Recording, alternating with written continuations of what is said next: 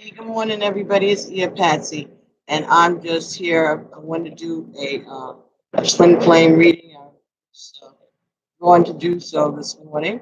So I'm really not going to be interacting with you, the audience, but you're more than free to give me a thumbs up and comment. Just give us a thumbs up. Let other people know that I'm here doing this. I'm going to be getting energies for the divine masculine and the divine feminine for the time period between now and the end of the month. And whenever you come across this reading, it's time for you to see it. And as far as you're here in the room and you are giving me your energy or you're sending positive energies towards this reading, then these messages may pertain to your situation. Okay? So let me just get started. Like I said, say hello, let me know you're here, and don't feel any kind of sort of way if I don't respond. But let me know you're here and where you're from, and give us a thumbs up so that other people know that I'm here doing this. I'm doing it like this because it's easier to upload when I go live, right? So I started this morning getting energies for the divine masculine and the divine feminine. Spirit told me to get two cards, one card for the divine feminine. And what came up for the divine feminine was the portal of light from the Isis deck, right? And this is the Isis oracle by Alana Fairchild. The masculine energy from the Native Spirit oracle by Denise Lynn, we got Song of the Wild. So we have a portal of light on the feminine side and Song of the Wild on the masculine side. Portal light talks about becoming aware of your abilities, becoming aware of your ability to astral travel, perhaps. More and more aware of the impact that you, your presence, your gifts have not only in the lives of people closest to you, but the ability to reach further outside of who you are physically with your healing, with your clairvoyance, clairaudience. So this is a time when you are going to be um, exercising or learning more about these new gifts that you have been obtaining over the past few months, or days, or weeks, or years even. You're awakening, becoming more and more aware of what you have and how to use it, right? There is a freedom that comes with knowing about this power, right? And it says she glides on wings through time and space. So this is about being able to go to different dimensions, right? And to have like an eagle eye view or a different perspective because of your ability through your dreams, through your meditations, and through your intuitive nudges and hints that you can see and affect happenings outside of your immediate area. For the divine masculine, the Song of the Wild talks about also exploring, but exploring freedoms and adventures, right? Feeling like their soul or your soul is being called to do something different with your life, to come out of your box, your norms, what has been expected of you. Okay, taking a chance, taking a road less traveled by your family, your friends, your social group, just busting out of the square, busting out of L7, I heard, like Rick James, right? Um, so this is about divine masculine and divine feminine are exercising their freedom, their options, um, learning their reach, okay, and how to deal with this new energy, this new independence, this new way of looking at love and at life. So let's see from the Divine Feminine and Masculine deck by Christabel Jessica. Let's see what is the energy that the masculine is going to be embodying in regards to the relationship with his divine feminine. And thanks everybody for coming by.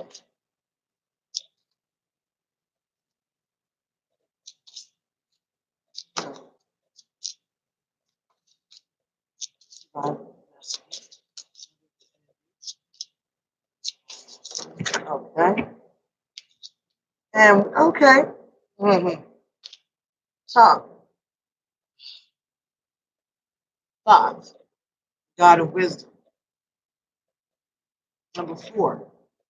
So this is about stability, thoughtfulness. I'm just trying to get the glare out of this. Wisdom, preparedness, thoughtfulness, planning,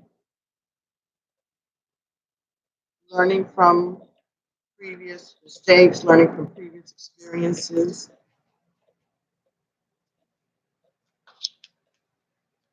Okay. Studying different spiritual disciplines. And for the feminine energy, we get Pachamama. Pachamama is the goddess of forgiveness.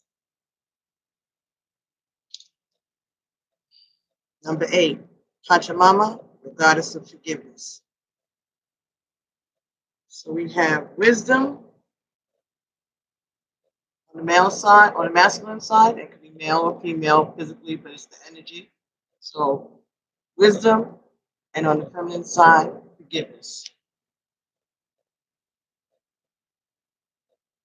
Okay. Forgiveness, leadership, loyalty, knowing the secrets. Intuition has, portal of light has given you access to these secrets. It's a gift that you've always had. And this is the time that the veil has become thin for you, so to speak, and you are able to see things and know things, and the things that have been revealed to you, whatever they are, whatever these new gifts are, things that are being revealed to you are also teaching you about your ability to forgive. Okay, so let's see what is going on. What needs to be forgiven? All right, let's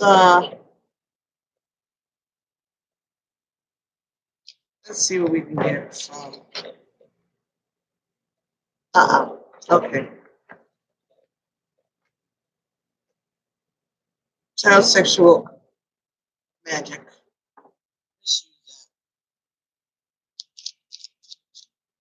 Okay, don't forget to give us a thumbs up and to just want to make sure I can be heard. Right. And subscribe to the channel if you haven't already. Hit the notification bell. That way you'll know when I do these type of readings or upload any new material. Okay, so we have the Tower.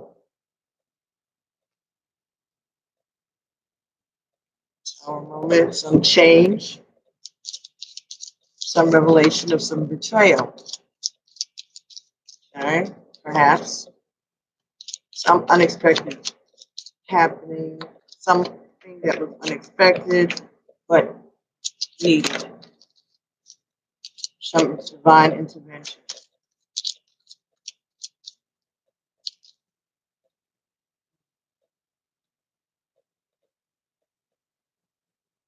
Six of Cups,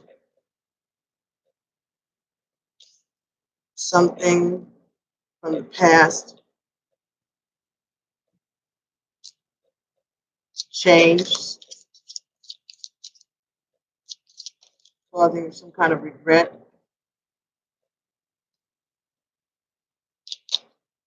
Ten of Wands, something that was a, hey, how are you? Do me a favor, give us a thumbs up and let me know that you're here. You know where you're from. So this was some burden, something that you felt burdened by.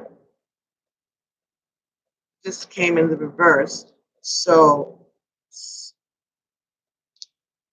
burden that you're still carrying, something that you wanted to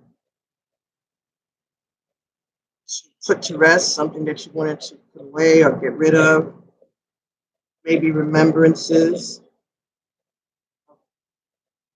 something that happened in the past, a tower moment from the past that you thought that you had gotten past.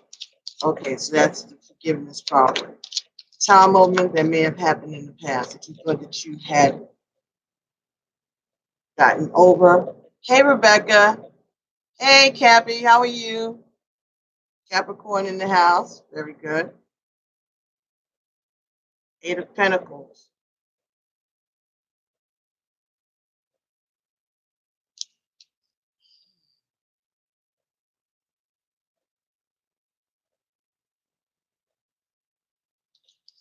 This actually came out like this in my hand when I looked up.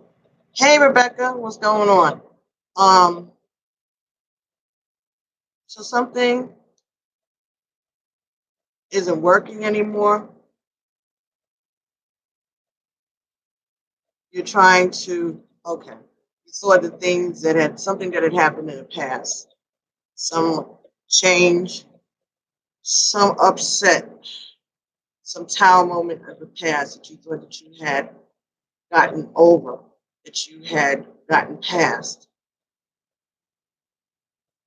It's come up again. It's not working. Things are not working. What you thought, the tools that you thought that you had to help you cope with it, to put it in the past. Forgiveness that you thought. Cappy, Rebecca said hello. It's not working.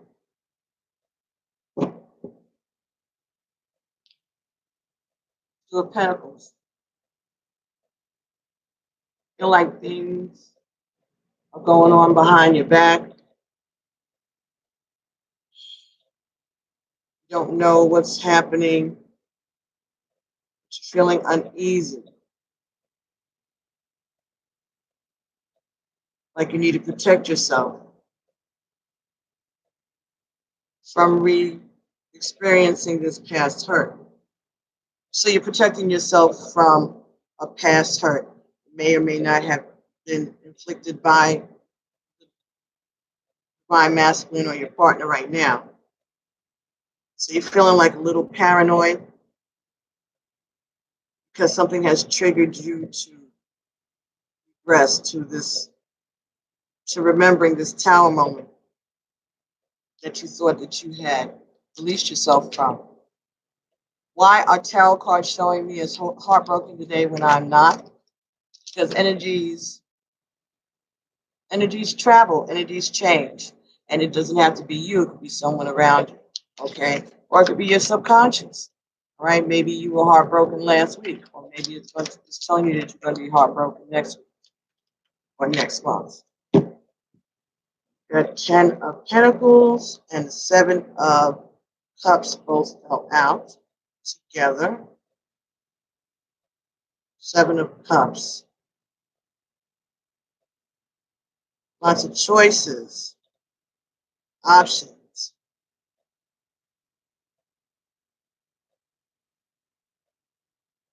Ten of Pentacles. So there was a betrayal, Tower moment with someone exercising their options, and someone else is looking at the past and feeling nostalgic about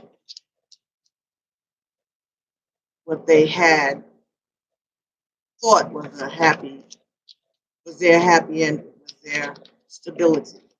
So their stability was challenged. Your stability was challenged. This could be talking about your mental stability also. For somebody, that's what I just got. Someone's mental stability has been affected by this trigger.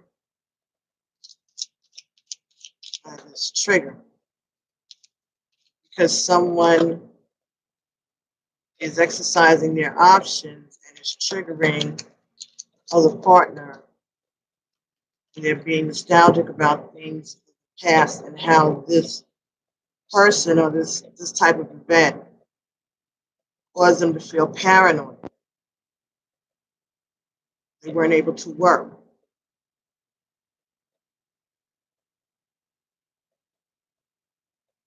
Something that they thought that they had let go of. Or Pentacles. They're still holding on to it. It's still there. It's been brought to the surface. Thank you, everybody. Don't forget to give thumbs up. Let everybody else know we're here. We got the Knave of Wands. Knight of Wands. Fire sign. Someone who's very passionate.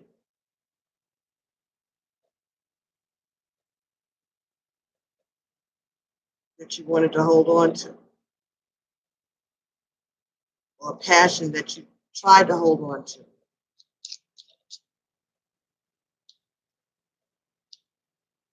Could have been someone you used to work with. That you work with. Someone you met in work, at work, or around your work.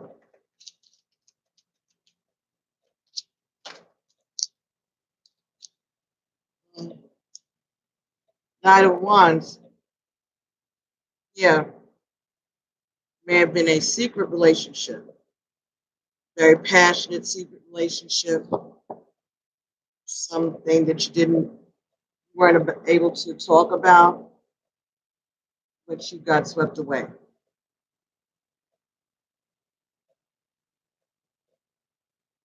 You got swept away.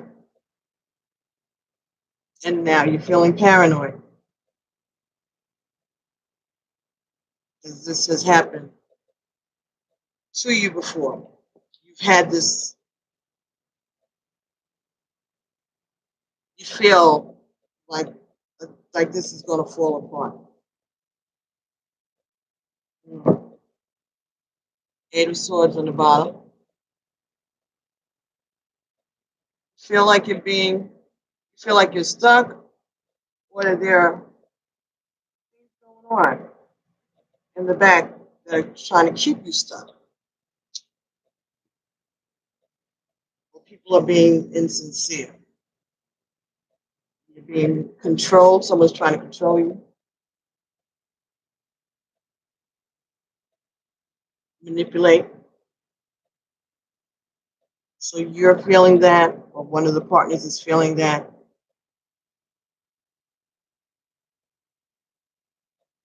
So we have 2 8s. And your Pachima was also at 8. So I believe the feminine energy is feeling like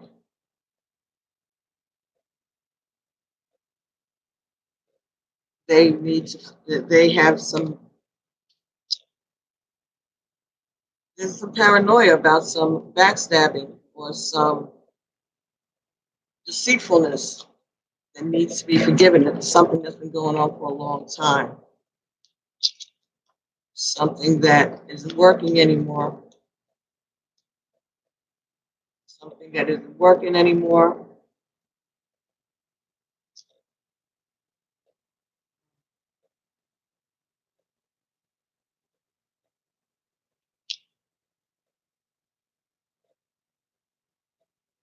Or maybe you're feeling like this paranoia, this way that you're feeling, this instability isn't working for you anymore.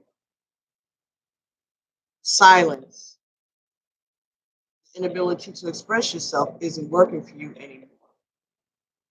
And I'm noticing that my tower, the tower card, this figure here matches this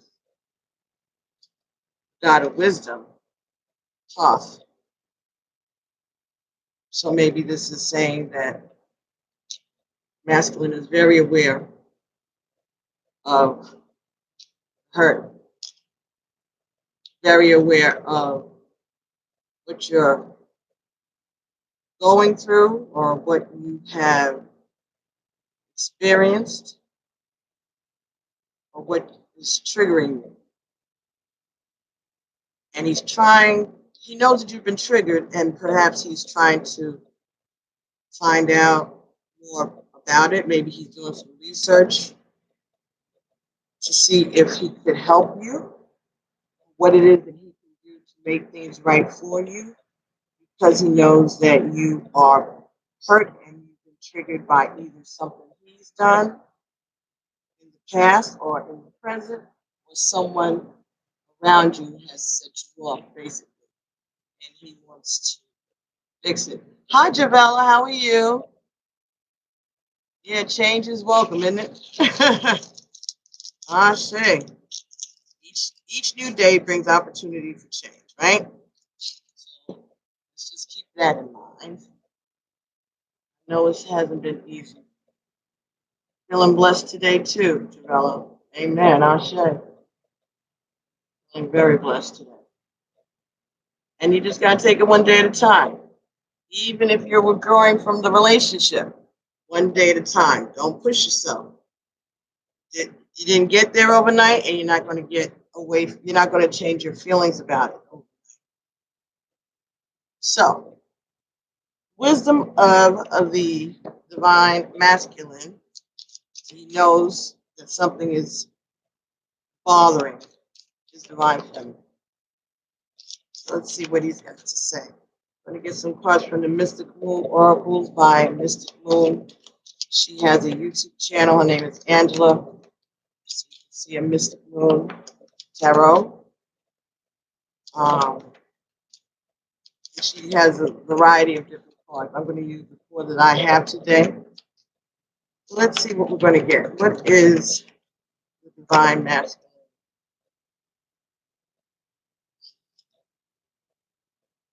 You feel like home to me.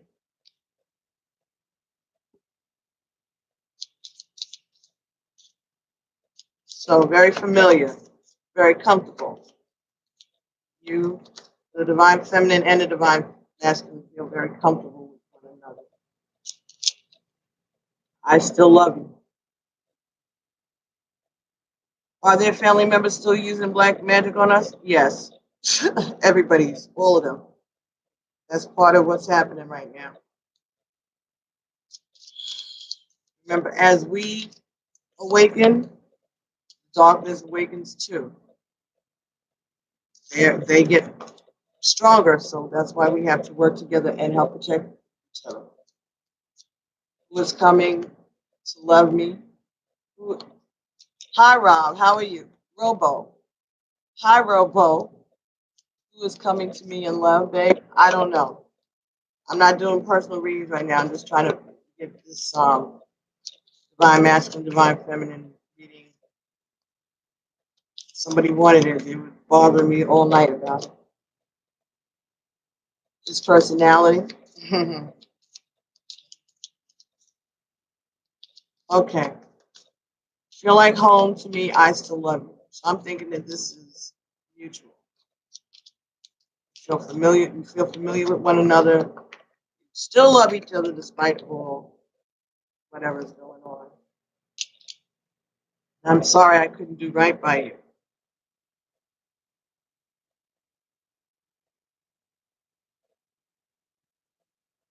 Someone knows that the other one is hurt. So we'll say that it's divine masculine since he's got wisdom. Divine feminine has to be forgiving. So something must have happened. Mm. Being apart has been life-changing for me.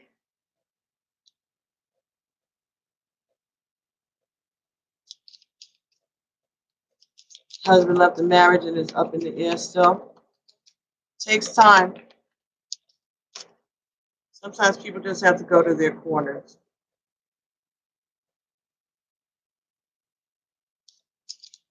I can still feel you. I'm in a much better headspace now. Sounds like somebody's taking responsibility or growing up, apologizing, recognize the importance of this relationship. They recognize the connection and they are ready to be open rather than resistance. Bottom of the deck, I feel damaged, like I can't do this. So that's the hesitation. Some of them don't feel like they're good enough, or that with all that they've done, their lifestyle, they don't feel that they can be appropriate or acceptable. That too many things have gone on that they've got a lot of baggage, and they don't know whether or not God will forgive them or you'll forgive them. Feel like they've been damaged to other relationships or childhood traumas, whatever, and they feel like they don't know if they can live. If they think they may disappoint you. Mm. Like they'll disappoint you. Or the masculine feels like they'll disappoint the feminine. Hi, Angelino. How are you? Thanks for coming, everybody. Please give us thumbs up so that more people know that we're here. I'm just doing these twin flame readings, and I'm doing it live so that I can upload it faster. Because these things get drawn out, and this live upload mode makes it easier to upload it. So the Mystic Moon Oracle for the response of the feminine in this. Return. This clarifies you feel like home with me. You feel like home to me. So for some of you, you're like, okay, so if that's the case, I'm going back. You're open to them returning, whether it be physically home or to the relationship. The response is, I'm open to restarting or taking another look at this. I'm offering.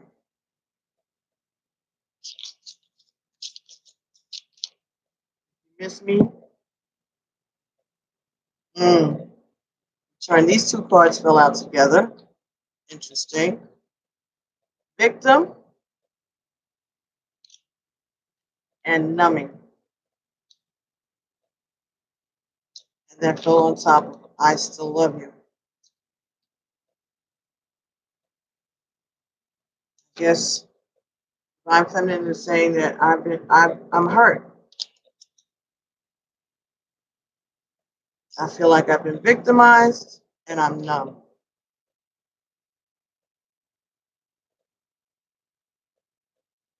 Okay, let's see what else.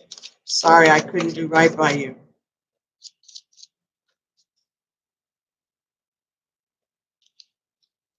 Pound.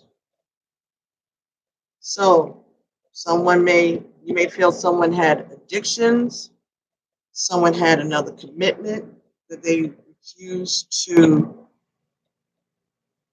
let go of,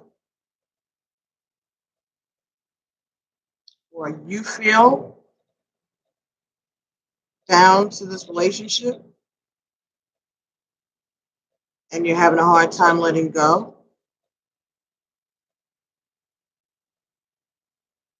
They're saying that I'm sorry I couldn't do right by you, and you feel bound to the devil.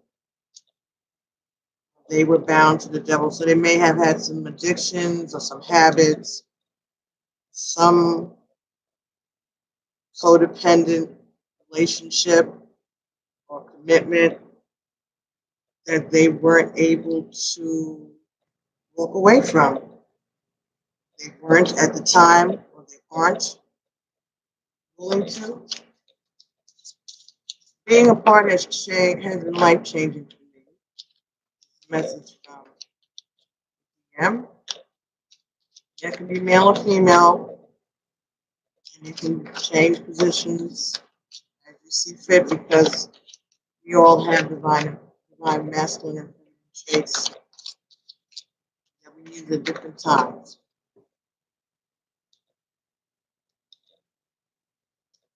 You're saying new direction. Being apart has been life changing for me. So again, it's either, yes, hurt people. No. New direction is either I'm taking a new direction or you need to return. All right, you need to change your direction because I'm going forward. I think that's what the feminine is saying. If it has been life changing, then you need to return. Stop acting like a victim. Stop being bound to negativity. Take a new direction. That's the response. Okay.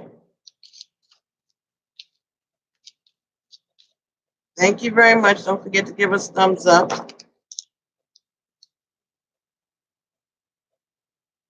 Soulmate falls on top of a much better headspace right now.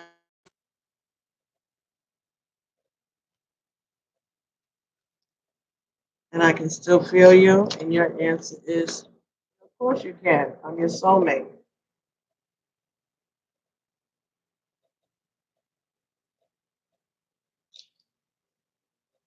Said the one hurting peoples.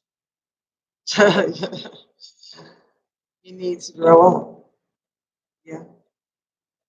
He's in a better headspace. You know he's your soulmate. The bottom of the deck is contemplation. So you're thinking about this. They're thinking about this. A lot of contemplation going on. Feel that this person, divine feminine, feels that the divine masculine has been delaying because they express their desire to be with them, but they remain stuck, and they're acting like they're being victimized, or they're acting like a victim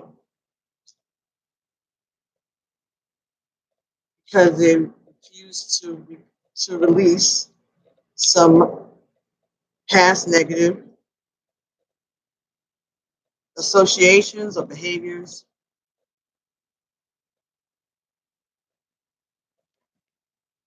So let's see what's really going on with the twin flame shadow cards. Those second set of cards were the Mystic Moon Oracles. And these are the twin flame shadows by Mystic Moon. So let's see what is really going on behind You Feel Like Home to Me. In return. Okay. Right, so you got robotic and insecure.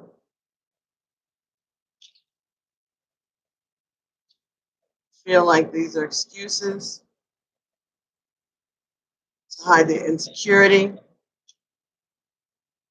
that they keep saying the same thing or acting the same way over and over and over again, or they're used to a routine, like they've been institutionalized.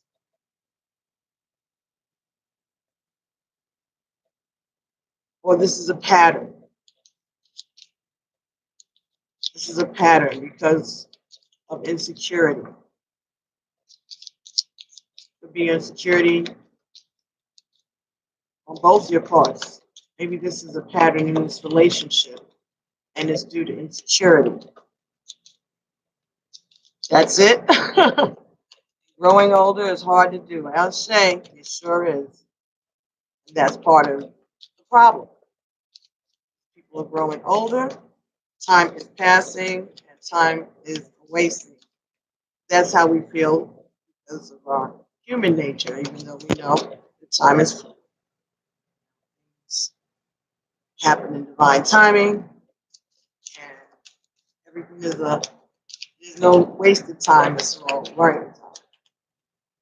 It's a lesson.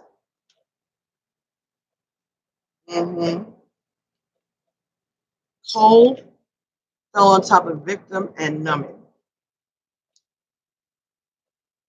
So someone is being robotic and cold and it's causing the other one to feel insecure. So that's what's really going on behind I still love you, but I'm being treated coldly. There's coldness even though both parties love one another. But it's like they're afraid to heat up. They're afraid to get out of their routines. Somebody is like they feel like if they get back into the routine with you, it'll be like they'll be bound. They won't be able to control themselves. They won't be able to. They'll be giving up some of their control if they show any more than they already are showing. Yeah, elusive. They're trying to avoid feeling the connection anymore because it makes them feel weak. It makes them feel vulnerable.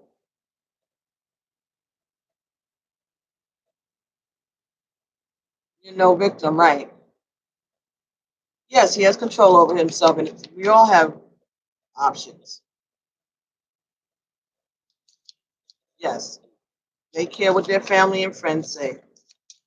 The best thing about this is knowing that you're not alone in this experience. This is happening to other divine feminines, other divine masculines around you. So at least be reassured that this is the details of each situation may differ, but it's the same general thing. Interference from outsiders, 3 and 3 right now. So that's confirmation.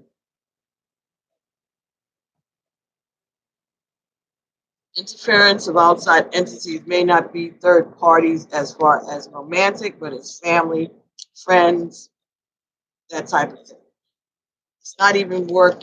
Work is more of an excuse, but the workplace could be the stage or the foolishness, or the family is the stage, the foolishness. Exactly. Trade your soul for people and superficial things. Yes. Yes, and spirit will have the final say. Yep. Darkness. Mm. Unlovable.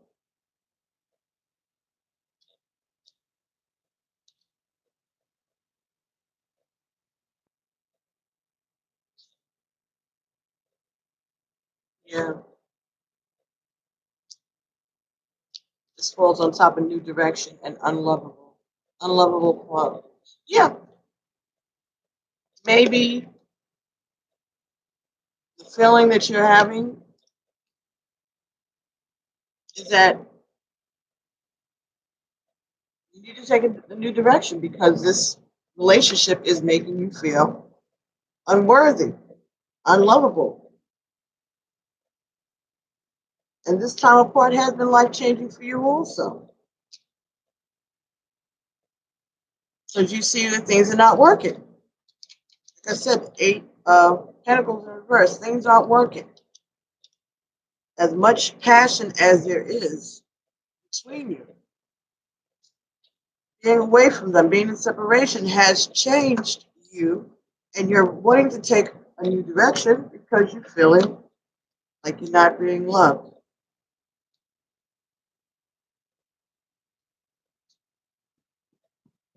Waiting on spirit, spirit never lies. Someone is bound to karmic black magic. And yeah, it's true. That's why we have to protect ourselves. They are on a mission, and this is the time. The portal is thin. Know that you are protected. Protect yourself and your family and your home. Okay, let's get one more for soulmate. Soulmate, what is the twin flame shadow? Checking the soulmate.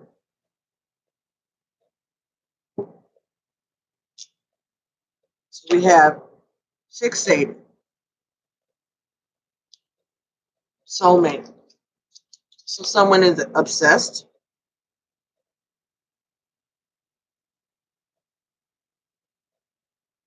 Someone, they need to stop acting like a baby, yes. Someone is fixated and keeping secrets.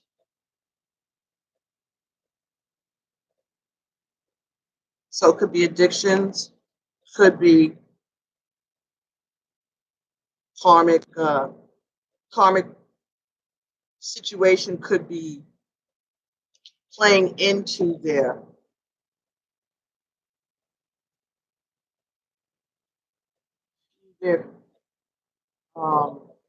okay. So in some of these situations, friends or family, people around them are actually feeding their addictions. They may be wanting to stop certain things, certain behaviors, drinking, party, whatever, but the people around them are still in that energy, and then they become fixated on it themselves. It keeps drawing them back in. Bottom of the deck, escapists. They want to get away from this because they know they're wise, right? They know that this isn't good for them. They're having a hard time doing it, but they're thinking about it. They're contemplating. But you know, this is the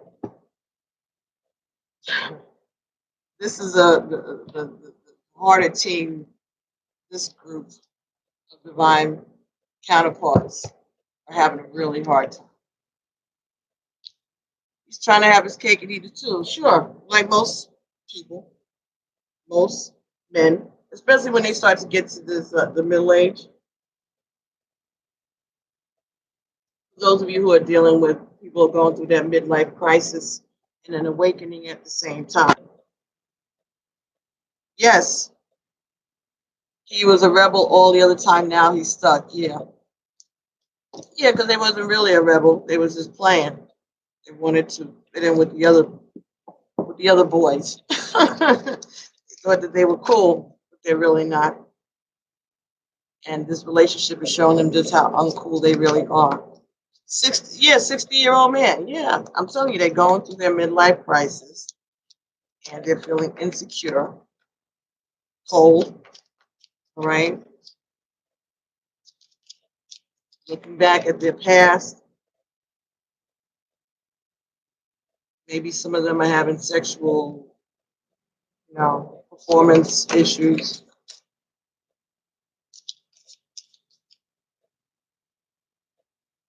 He had you as a secret. You didn't know about it. Yeah. Never again. Yeah, they do put you in third party situations or continuously come up with some, just like, what's the new thing? What is today's new disaster? What is this week's new challenge, right? From the signs from Spirit Love Oracle,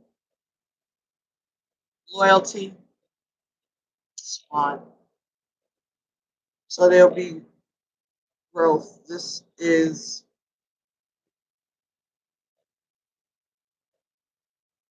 someone will grow up. This is loyalty. They're a swan. Swan's made for life, right? So this could be saying that they are loyal to a relationship, a previous relationship, and now they're alone. And that's part of the problem. They want to return to previous relationship because they feel loyal, like they made it for life. For some of them, not everybody. For some of them, this is how they feel about this relationship. But for others, there's some regret about a previous union, and they feel like they have to be loyal to that union. But for the majority of, I don't know why I picked it up. For the majority, this is about knowing that you're their other half, you're their person, and they're loyal. So they're going to be alone until they return to you. What a web, yes. Your loyalty, emotion, loyalty to your mate and to yourself. Lots of lies, even his mother lied. Oh, Jesus. Here we go. 888. So eights are important for this union. New opportunities of abundance are coming your way very soon. So there will be changes and new opportunities for both of you. It's coming very soon. If it's these eights, this is divinely guided changes. Maybe changes to your financial situation that may have an impact on you all being together. 888. Can't be warm, no contact because he's scared. Yes, that's what it is. They are afraid. They're being elusive. They're insecure. They may feel unlovable. Aroma and memories. Yeah, so they think about you. They dream about you. Certain smells, certain aromas may trigger memories of you, or that could be vice versa. Could be a lot of incense that you're burning around you also. So that may be helping you clear your energy and your space and also help you have more positive thoughts about this situation and this person. Maybe for some of you, just having aromas of incense, candles, it's soothing. It could be soothing to you or to the partner.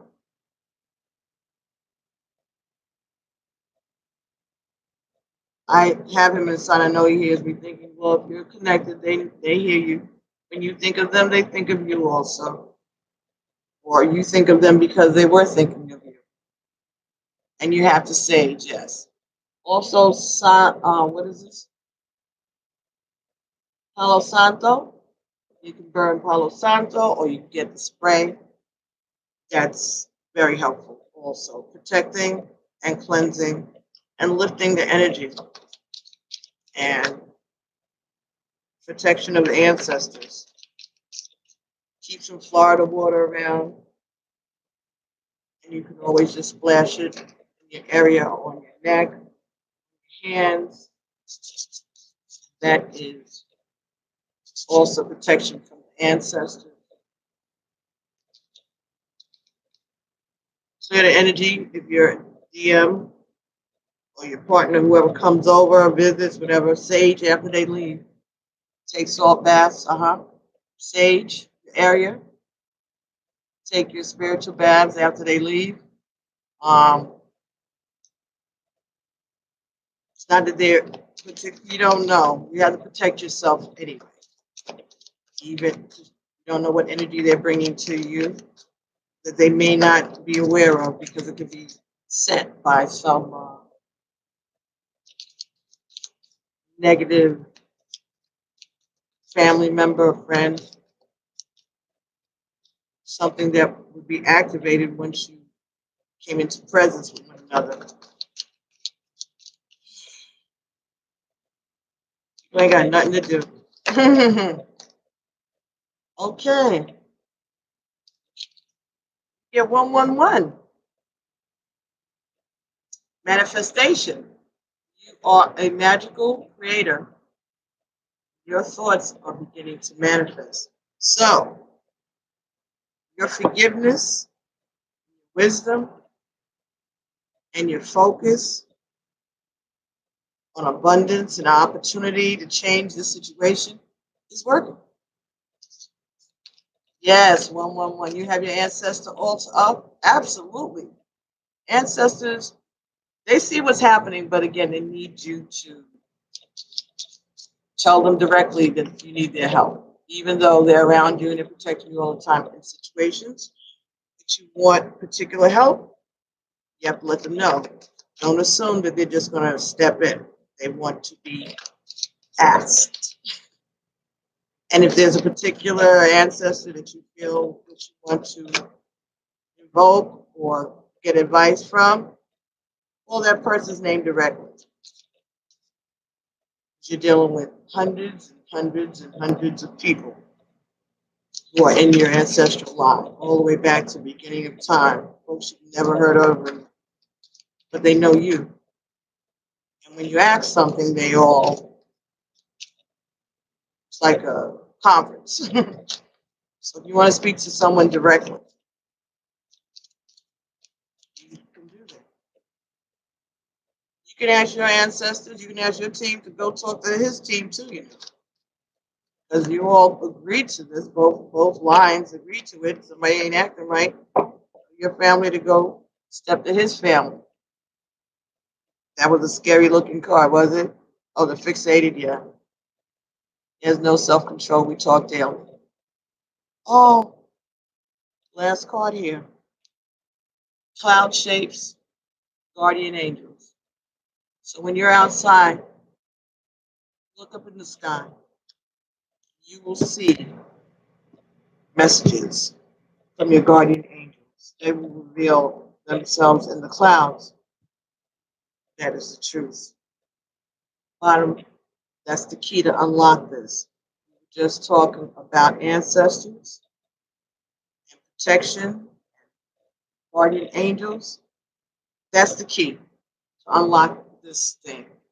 Go outside in nature, spend some time outside, and underneath here, 555, a wisdom wake up call. Ashe. Time to move in a new direction. Okay, so if you want these things to change, either of them, key to this is to make contact with the ancestors, go out in nature, and look up in the sky and look in the clouds and see the messages that come to you.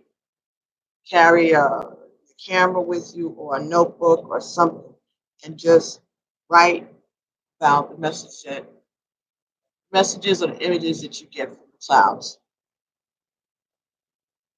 Espanol, he's not even my type. Oh, you don't have to be your type to be your twin. I say. Change. No, Ashe is Yoruba, means Amen. It means yes. It means power of the Creator, the power within me. It's acknowledging spirit.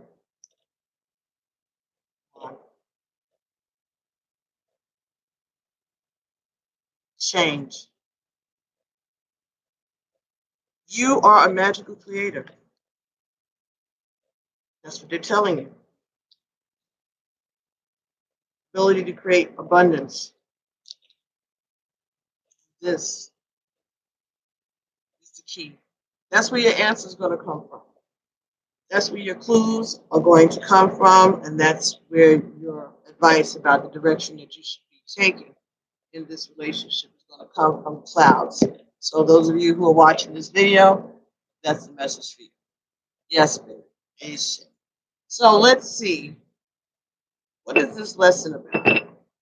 Besides usual escapist insecurities, what is this lesson about? Fasat and Pachama energies. What is this lesson about for the divine masculine, divine feminine? Very kind and loving and then boom. Yeah, well, that's what they're doing. You know, some of the, they have some narcissistic tendencies. And that's part of it. Love bombing. And then they ghost you. And you think at this age, at their age, some of them in their 60s, 50s, 40s, whatever, that they would grow up. But again, they're being influenced by family members, younger people, you know, giving them bad advice. They don't know. Maybe some of them been out the game for a while, where the dating scene is, and they just, they're getting bad advice. Being, steered towards dating sites and all of this other stuff, hanging out in places that they're too old to be hanging out in anymore, with people that they're too old to be hanging out with anymore, some of them. That's part of it also. Part of it also. But again, we're talking about people who are going through a midlife crisis, possibly 57 when I said that. Okay. Give us some more thumbs up, please. Thank you so much for coming. All right. Let's get one more. Let's get a card. What is the challenge? What is the lesson? Miscommunication. Miscommunication. So this could be interference by other people. This could be just not being able to talk to one another face to face. Maybe you're talking by text or by video, which I would imagine video, Skype is better than texting. But see, he's seeing a 9 and she's seeing a 6. You're not seeing things, you're looking at something and you're seeing it in different ways. And it's becoming a block, a stalemate. But he's aware of that. He's becoming aware of that. He's trying to learn how to change his style of communication or how to understand your style of communication. Because he knows you don't trust him.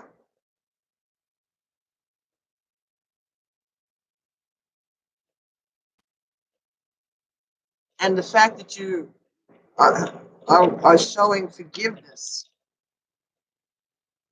I think is giving him the impotence, the push to try to understand this relationship, what's happening. Okay, yours used to be a preacher. Yeah. That's consistent. He could be trying to go to school also, just on another level, and maybe that's why he doesn't have time to pay attention to the relationship for some of you. But for the majority, could be both, you know, things could be going on simultaneously, going to school in the regular 3D, but also understanding, gaining an understanding about the fact that this is all due to miscommunication. And maybe that is also why you are willing to forgive, because you are coming to the understanding that this is just about a miscommunication or someone else interfering and creating blockages for the two of you, or just the fact that you all look at things differently. Doesn't mean that you don't love each other, but you're opposites in some ways, and you mirror in others. But you're part of the same thing, and you're looking at it from both sides. Okay, you're looking at a situation, the same situation for both sides, and you're being urged to be objective and look at the other person's point of view. Doesn't mean that you have to embrace it. It just means to acknowledge it and accept it, understand where they're coming from, and allow spirit to do the rest. Both of you need to get a chance, even if it's to agree to disagree, but to clear up this miscommunication or whatever the blockage is for the communication, face to face, I'll say, face to face, and get to the bottom of it, or find out who's blocking. 3-3. Okay. What's the final outcome? What is the lesson? The cure? How is this going to be solved? How is this miscommunication between the masculine and feminine? Everything was a lie. But understand also that whatever, even the lies are part of this plan, because it was to teach you how to discern. What is the lesson?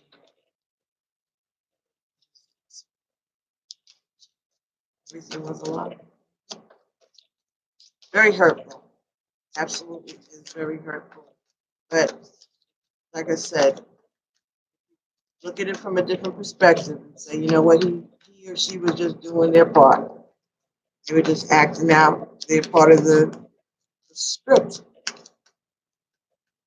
Might have been unnecessary, harsh, ridiculous. You may even feel like it was a waste of time, but like I said before, it wasn't a waste of time. There's lessons in it. Things that you learn about yourself, that you learn how strong you are, what you'll take and what you won't take. Can't be any waste of time in knowing that. Defending yourself, learning how to defend yourself in the darkness.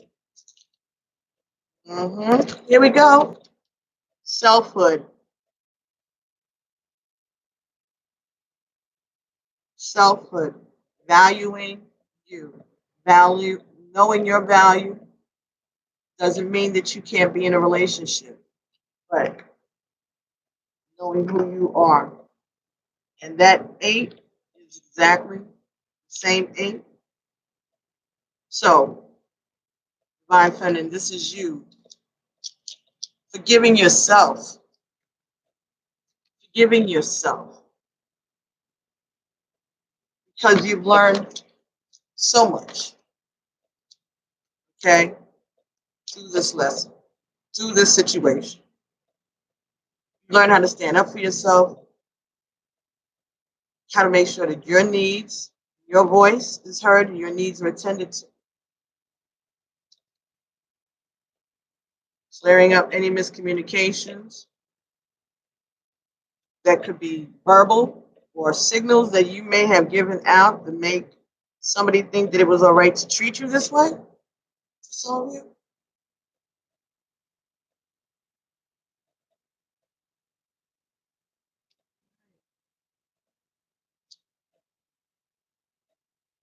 This is another 8. Sneakiness. You were feeling stuck. And you felt like someone was doing things to keep you stuck. That could be the black magic. But you are forgiving them, forgiving the karmics, and most of all, giving and being proud of yourself, standing up through this. Well, of course, he wasn't always messed up. If he was messed up from the moment you met him, you wouldn't have got with him. Everybody sends their representatives, out to the early dates. You always meet the representative.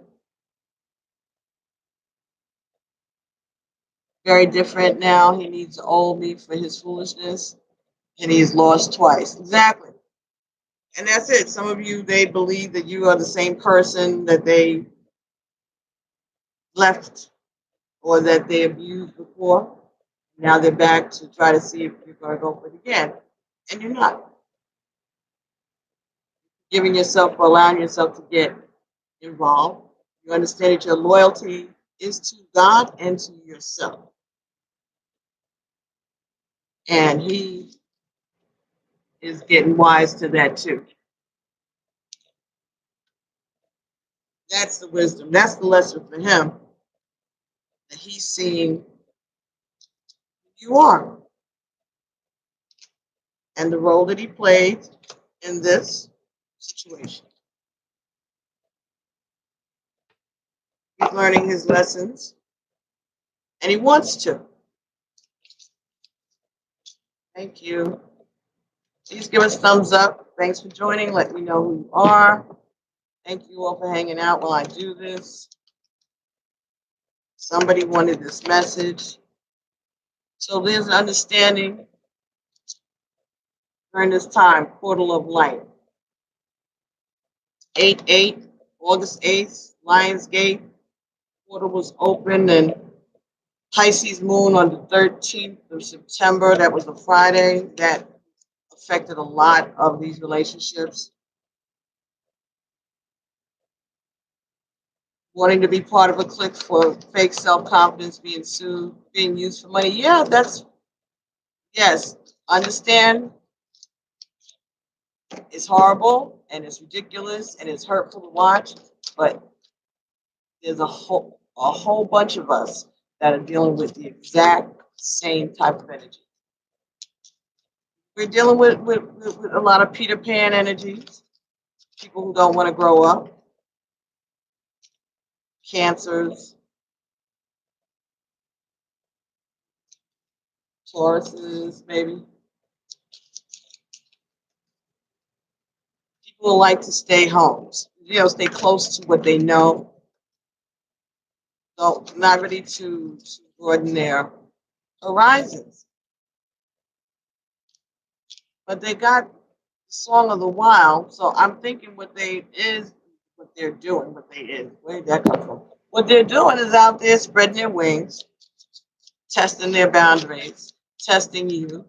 You, divine feminine energies, are seeing things that they weren't seeing before, and it's scaring them. It's frightening. They don't think that they can live up to it. Look at this, another 8. Positive movement forward. Positive movement forward. Some of you could be moving away from this relationship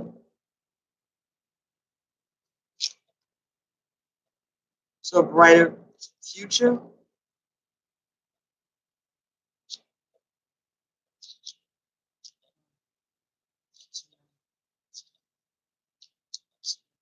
Yeah, positive movement forward.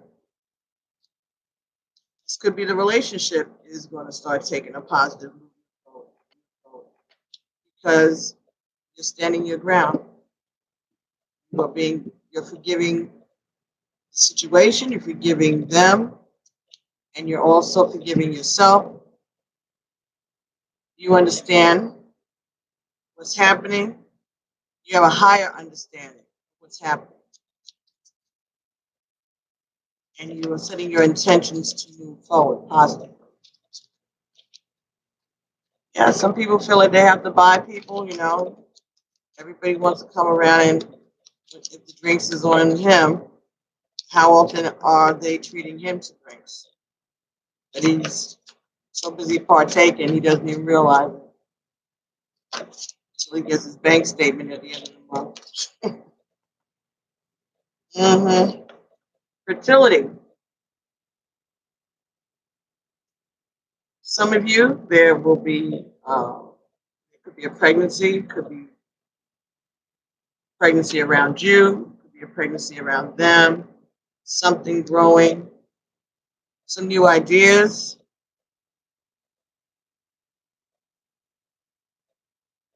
This is a 3 and 8, 9, 10, 11. So this is moving forward with a project. Maybe there's something, some creative project that you or he are working on, and you're going to start moving forward with it. Spiritual union together. So maybe two of you have worked on a baby. Maybe the two of you are working on some creative project together and you're putting your heads together. Or this was the plan. This is the positive movement forward that you are looking forward to. Putting your heads together, coming up with a plan to move forward. Or maybe that's what it is. Maybe the two of you are conspiring now. Some of you to move forward in this relationship. To give it the energy and the opportunity that it deserves. So maybe you're all making plans behind the scenes. You don't want your people, the flying monkeys, to know. Oh, he's made babies along the way. Oh, you have a plan. Okay. You know about the plan? Okay, so this is a plan that some of you have been cooking up.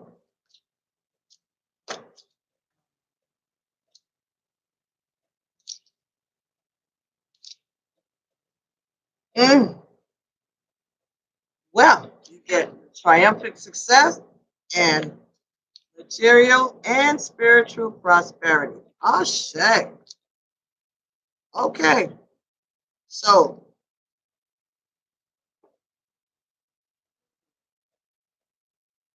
bottom of the deck, base chakra.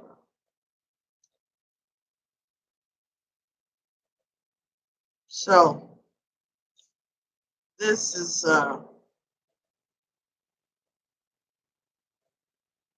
base chakra. I think that is, well, this is number 1. So this is about, and look, right underneath that is solar plexus chakra. Okay. Yeah.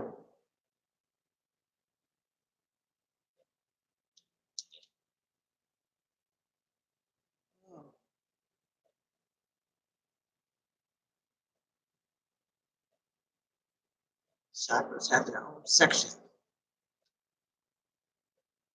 Base is bogged down. I bet it is.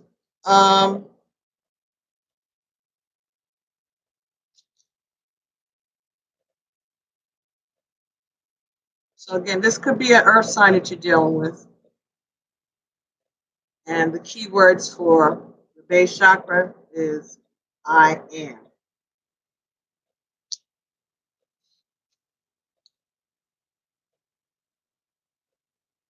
Yeah, this is about survival, money, sustenance, and shelter.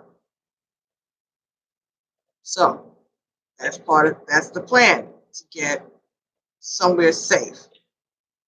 Two of you all, maybe during this time period, whenever you're watching this, you're going to, within a short period of time,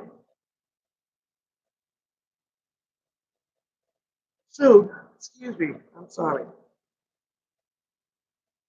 making a plan, or you had made plans to create a space for the two of you. Again, this talks about going out and having physical energy, physical exercise, physical energy to get the energies flowing, to get this plan going, either separately or together. Physical activity, going to the gym, working out, having sex with them if that's available to you, if that's an option, that would help too.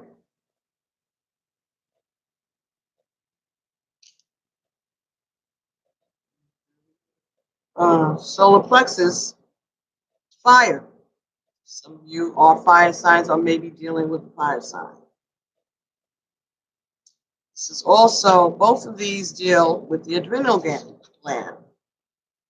Both the base chakra and the solar plexus deal with the adrenal gland. This says, I can. All right? This is, I have. This is, I can.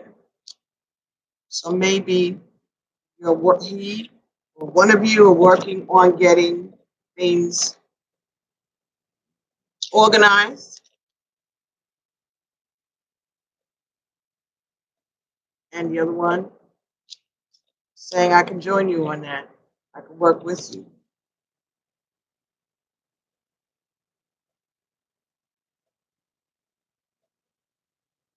Chicken heads and black magic.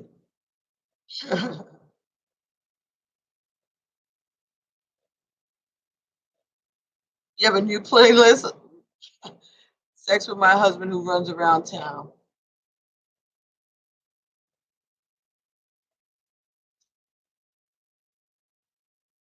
Work together.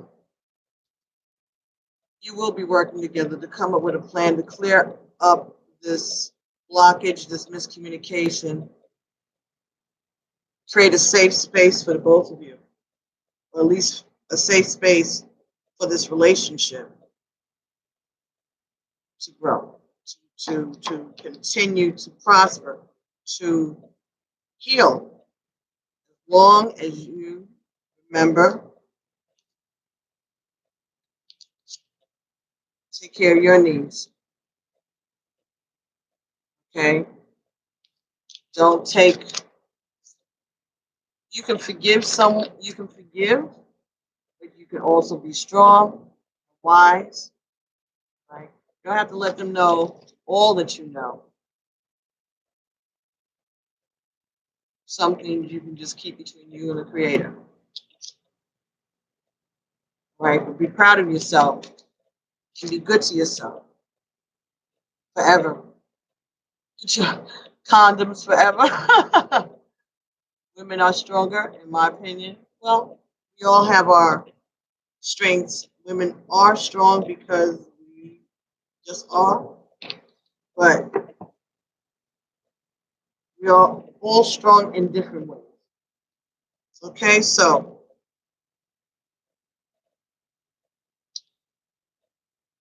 allow the communication to come in, allow the conversation to happen. If they come back to talk about putting together a plan on how to move the relationship to the next level. Yeah, STDs, that you can make that part of the process. You get tested, they get tested, so you know what you're walking into. You know, go to the free clinic, get the test done, see what you got, see what they got. Might be good for you to go to have physicals anyway. It's October. You know, get your health checked, get their health checked. Come with your papers. See what you're working with. That's just the wise thing to do. Make that part of what you are requiring because you are loving yourself. You are taking care of yourself. You're not going to allow yourself to be exposed to any strange things. Okay, well, you're clean. Excellent. Make sure that they're clean and make sure that they know that, you know. You're taking your test. They're taking their test. You'll both exchange the results with one another. Make sure no one doctored any papers or got their friends to write them a clean lab report when they're not clean. All right, just start to put those things in place that will have you feeling more in control and less insecure, right? Concerned about STDs and things like that because, Rolling Stones do gather moss. Do the test and have them do it too. But don't ask them to do something that you're not willing to do. Okay? If you want them to be tested, then you go get tested too. Do it together. Make it a couples thing. Go out to lunch afterwards. Don't be mad. And you can delay any intimacy until after the test results come back. That could be what you do if that's what you want to do. Or you can use a condom if that's what you want to do. I don't know. I'm not telling you. Yeah, get your mind ready. Yes, well, thank God you don't have STDs. But make sure, like I said, you get checked. Want to write children's books? Oh, yeah. I'll show you. You will. And you don't need to be in union to do that. You can do that right now. You don't need anyone's help but you, and you're co-creating with the divine. If your masculine is so absolutely necessary for that project, then he will show up. If it's in God's will. Right? So, let me just think that we did pretty much, we got all of the answers that we need. You know what's happening. Well, not all the answers, but we got some direction as to what the heck is going on with our situations. And I thank you guys for coming and hanging out with me. You will be able to write that children's book. Nothing can stop you if that's what you want to do. Just do it. Start it. Just start writing in a notebook. A couple of lines. Or the concept. Just write down a concept of a few different books, storylines. Just start it. If you haven't already. You don't have to wait on anybody. All you have to wait on is spirit. Do it. Oh, I'm glad that you got the information. Okay, well, God really wants this. Then who are you to deny God? Remember, this whole experience is about you and your relationship to spirit, to the creator, and your service to the community. Your community, collective Ashe. That's what this is about. This never was about union, per se.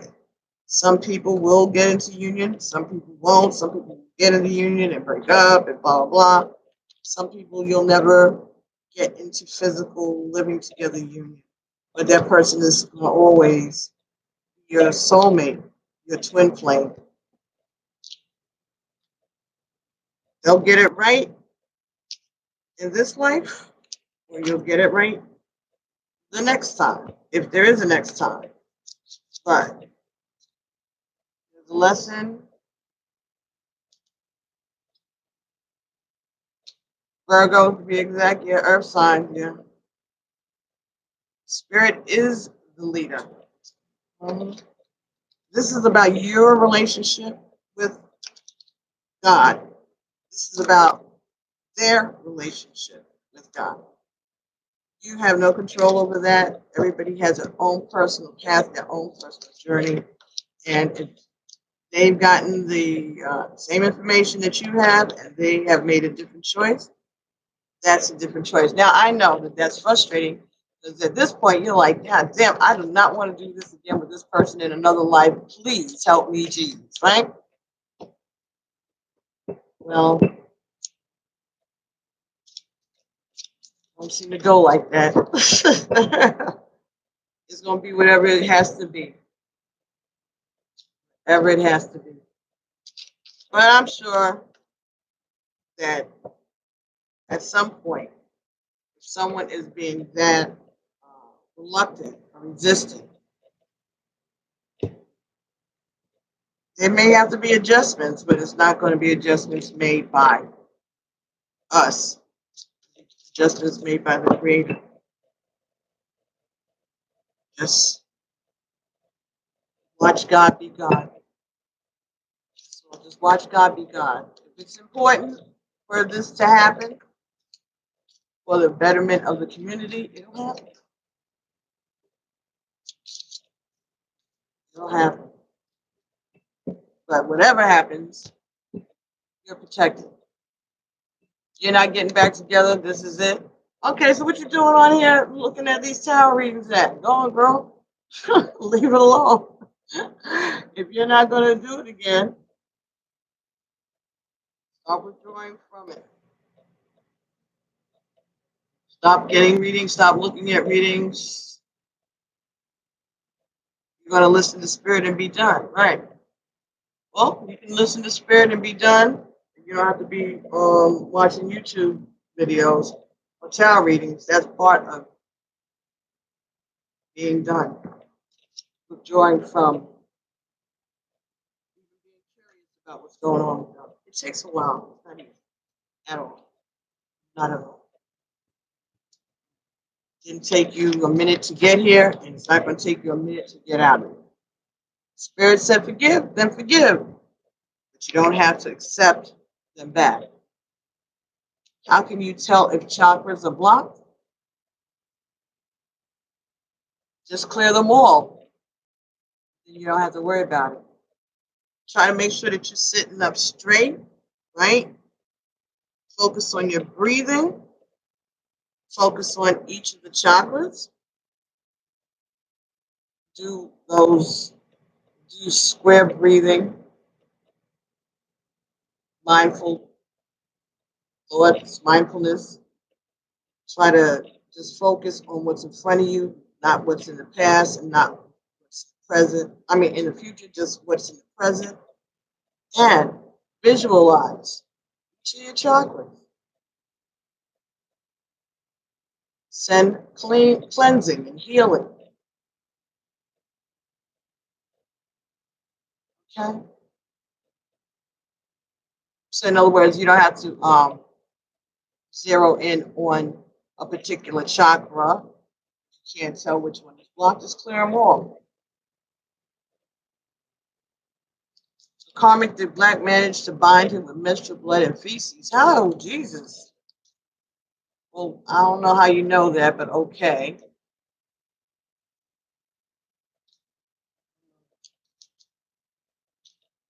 I don't know what the antidote to that one is. I've heard of that for years.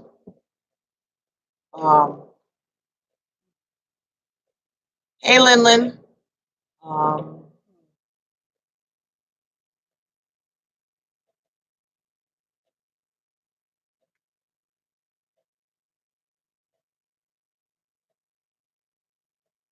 Okay. So you could get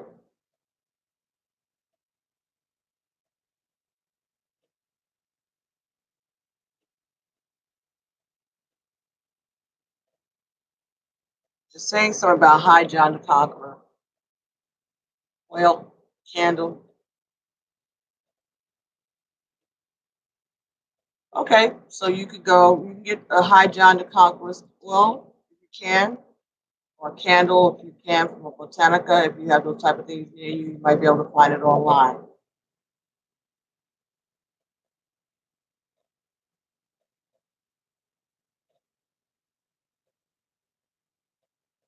Put your Divine Masculine's initials on the top of the candle. put a Star of David, and 4 points around the star. You put the divine masculine's initials and yours on top of his, and write on a parchment or paper what it is that has been done, and that you're asking that this negativity, he be released from this negativity and healed, and to take this negative energy away and to send it.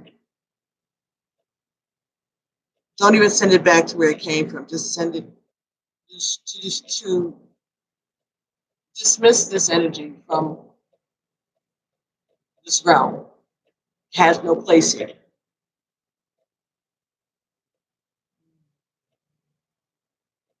Do your prayers. Pray for him.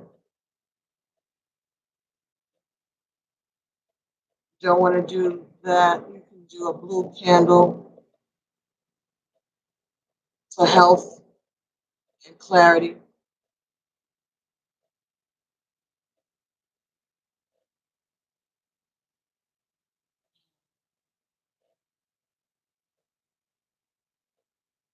Lynn, if you want to get a reading, if you want to give me a donation, super chat, I'll pull some cards for you. I don't have a problem with that right now. Delicious.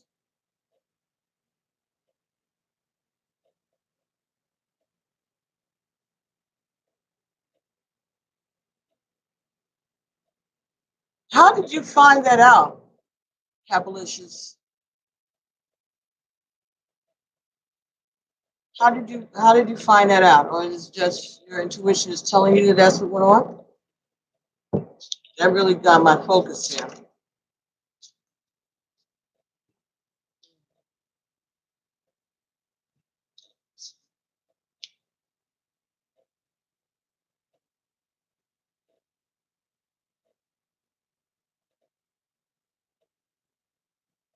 Hmm. Trying to think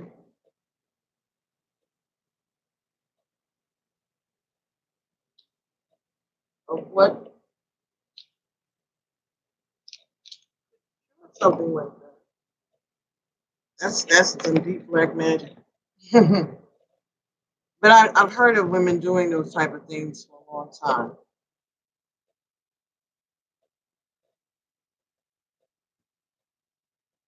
That's desperate. All right, let's see. We can. Hey, Amira. All right, let me see what we can get for Capalicious from the Kipper deck. This is getting a lot longer than I planned it to be. That's why I wasn't trying to get into the comments, but let's see what's there was. 33 into the reading. 133.55. I said that. That's the film count.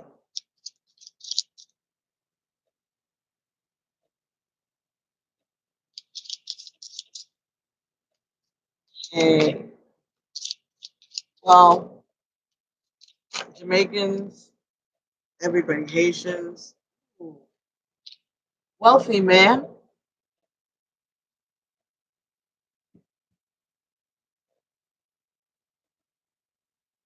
Cabalicious. Wealthy man. I don't know if that's your husband. Could be, because 13. 13 is 4, so this is a foundation. It could be a husband. Divorce.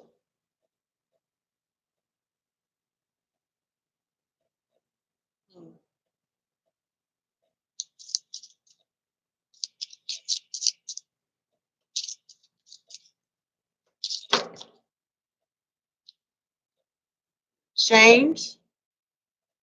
So this could be talking about moving,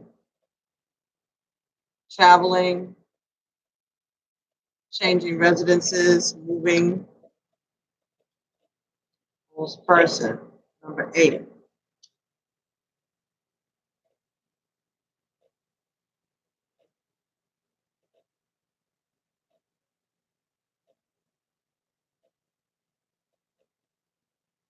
Someone is moving in with karmic or false person, someone that they have been hiding. Let's see what goes on here. Yeah, Mary, you can have a reading if you want to donate a super chat. I'll pull some cards for you. Not a problem. Let's see, man.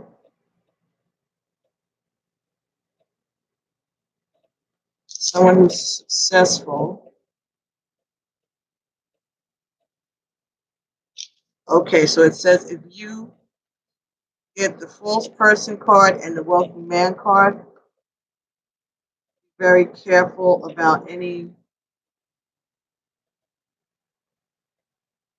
contracts that you sign. Read the fine print and double check all your plans. Are they realistic or is this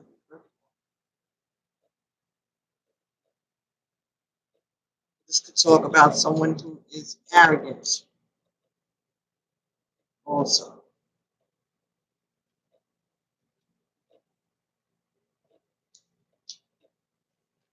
So could also be that you would be moving away from the false person.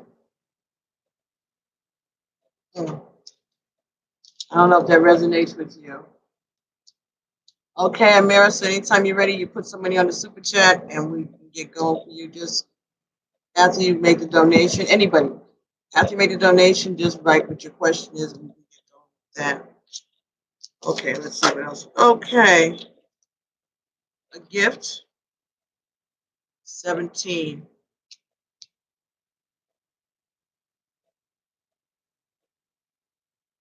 So change in false person is also 17. Gift. 1 and 7 is 8. So that's 8 and 8.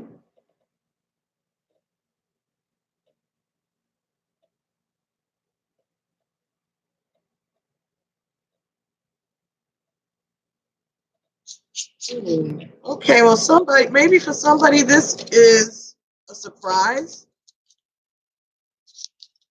that someone, this person, this man, has gotten a clue and he is changing or coming towards someone. I don't know why I'm getting that there is a surprise, like someone is hiding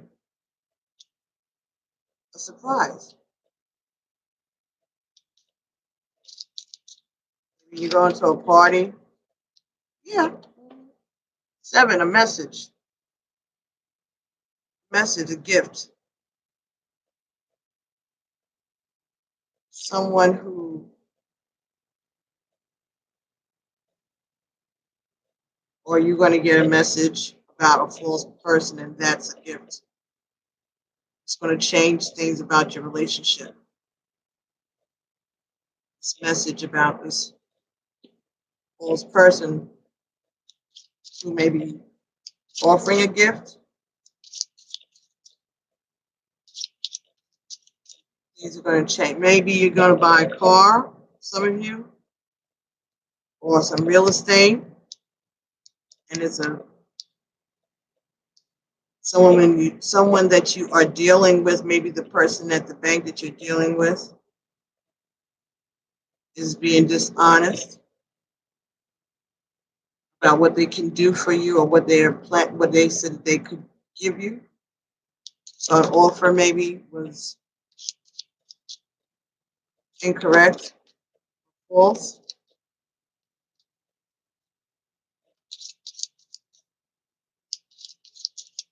You can't do it in your region, Amira.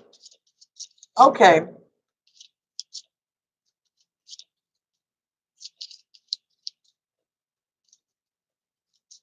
So you need to activate your crown chakra.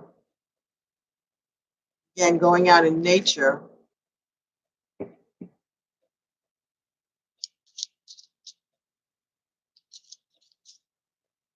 Going out in nature. Getting centered.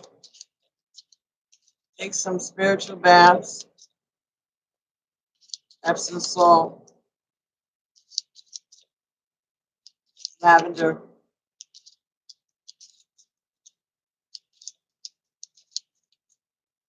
Wash your hair, wash your head. Take a spiritual bath, wash your head.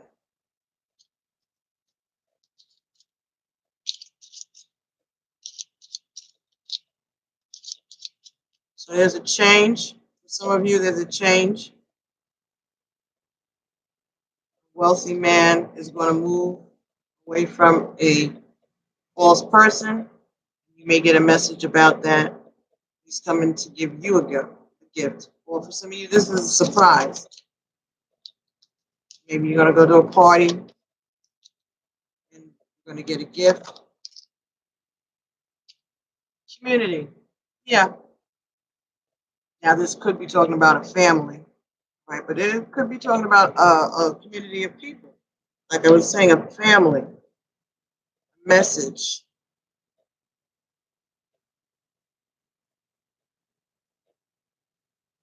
About a family, a community of people, friends. Change to the workspace, a change to present conditions, living conditions. Yeah, okay.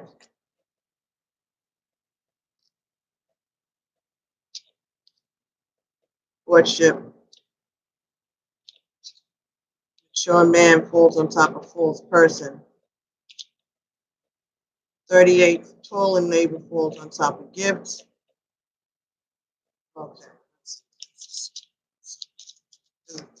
All right. This is not how you're supposed to do this. There's a message somebody's trying to give you. You're welcome, Amira. Finding his finances too.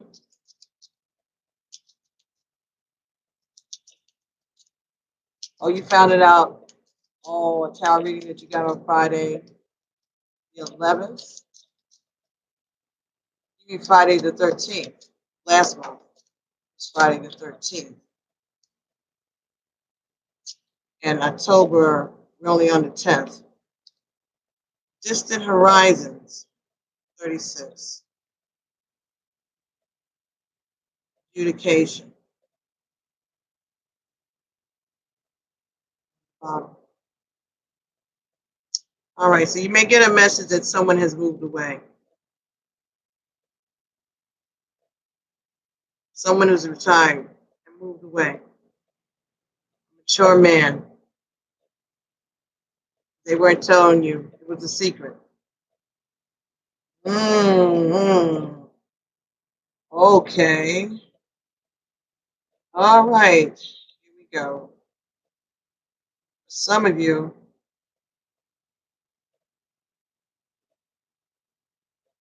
Ooh.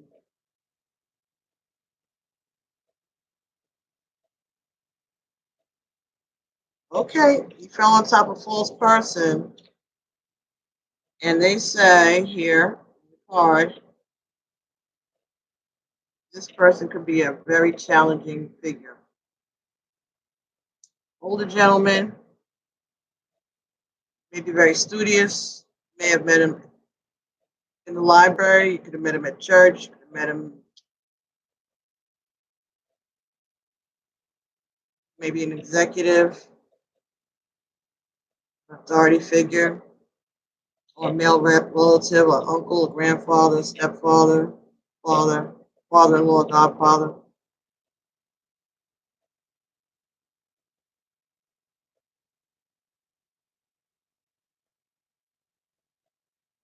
He could.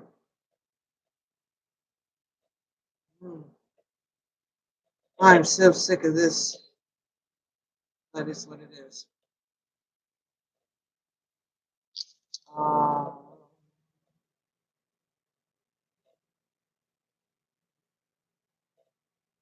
Yeah.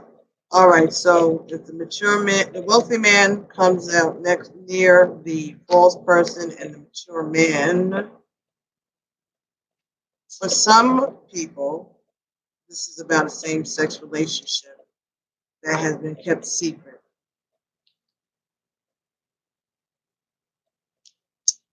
same-sex relationship between two people, kept a secret.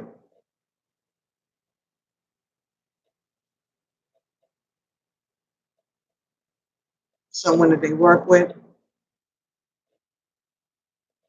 or they used to work with, someone who is retired, someone who lives far away. You're going to get a message about that change to your relationship due to you finding out about this relationship. And it's going to get around. It's going to be revealed publicly. For some of you, that's the situation.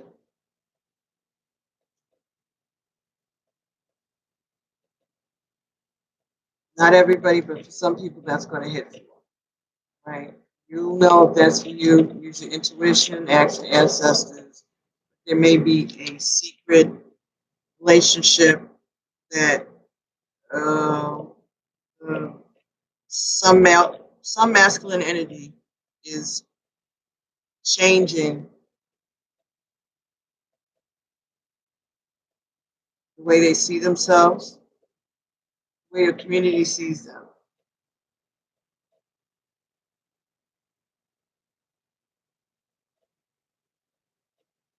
They may still come and offer a gift to you,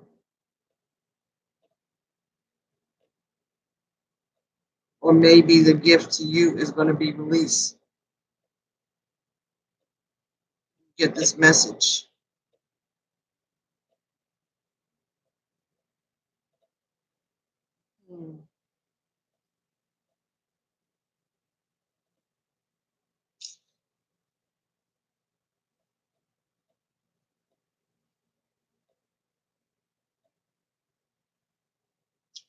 Right. So this could be talking about new adventures. It also could be talking about spirituality. You could be getting messages, intuition through spirituality about these changes. You could be here watching this. It resonates. Okay. You knew that he was doing this. Yes. Though that he keeps claiming that he's my twin flame. He may be. He still may be your twin flame. He just may be one of those. Just maybe one of those situations where you're not going to be in union, or not trying to be controversial at all, but the spiritual awakening could be a message that he's getting not to go that route.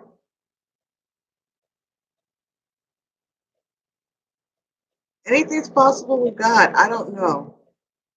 I know that that's hurtful if that's what you discover. I know what I want to look at education.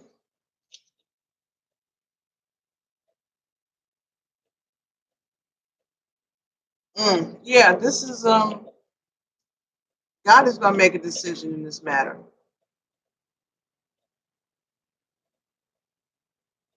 Some of you, this has to do with a marriage. You may have to get a marriage counselor or a lawyer.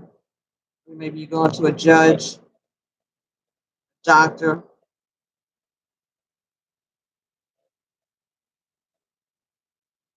But again, this talks about things being public.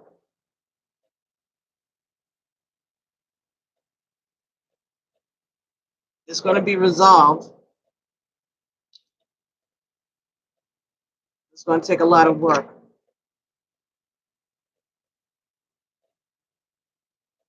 A lot of counseling, maturity. It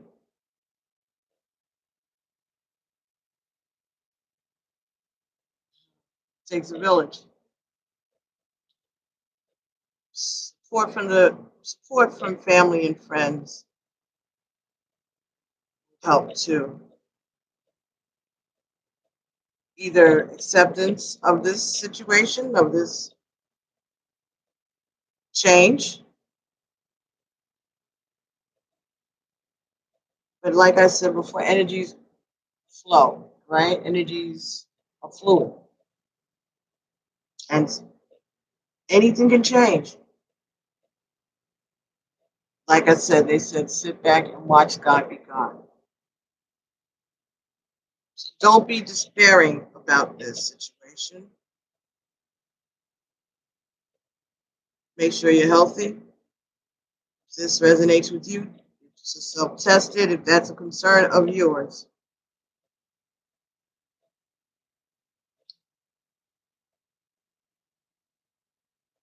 Ask your ancestors to help you and to protect you and your family.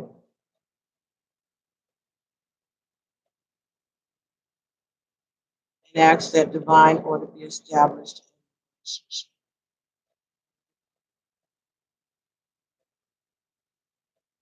He still has to come out of the closet. Maybe he doesn't want to come out the closet. They don't. I mean, a person doesn't have to come out the closet and without, and they don't have to. In order for them to have a relationship, they don't have to reveal anything to anybody. They could be friends, they could be roommates, they could live separately and hang out and do whatever it is they got to do. Nobody's got to watch. I mean, it's private. So they don't have to come out of the closet if that's not what they feel comfortable. They can come out the closet with you, perhaps, or never. Some of them don't even admit to themselves what's going on. They just do what they do just because it feels good. They don't want to title it. They don't want to put titles on it because they have that wild spirit. They don't want to commit to anything, and they want to put a title on it. But they feel, some of them feel moved to do this, and they will do it. And you are going to watch it from a distance, perhaps.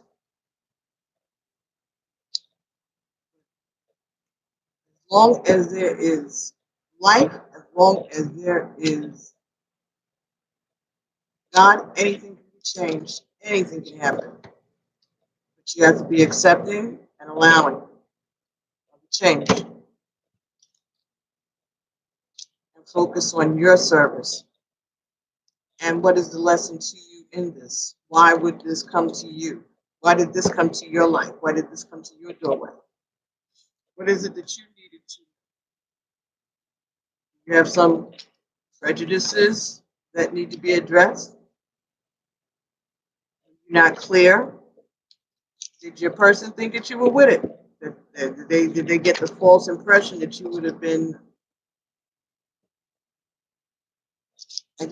open to that type of relationship? Or are you open and they haven't even gotten a response from you because they're making assumptions?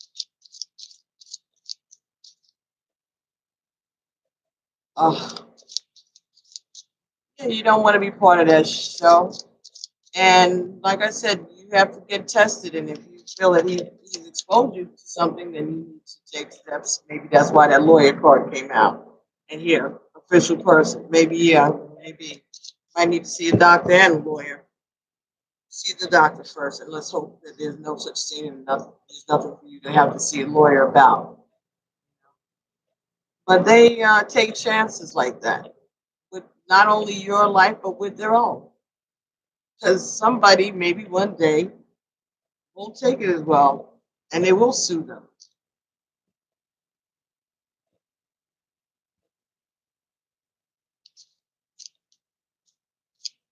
Yeah, this is all tests and lessons. Lessons come from lessons, right?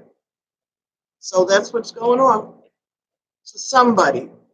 It may have nothing to do with the first message, just somebody, I guess, it resonated with people here. You're confused. You're not alone. You're all confused. You're all confused. But that's part of the journey. This is the growth. 155 when I said that. Yeah. And I think when you get the HIV test, you're supposed to take one and then another one maybe 6 months later just to confirm. And then you can get one every 5 or 10 years, I guess. You can get one annually. But if you're with the same person and you are practicing safe sex, you should feel confident in that. And if you don't want to practice safe sex and you want to still be intimate with this person, you have to be willing to trust them and take your chances.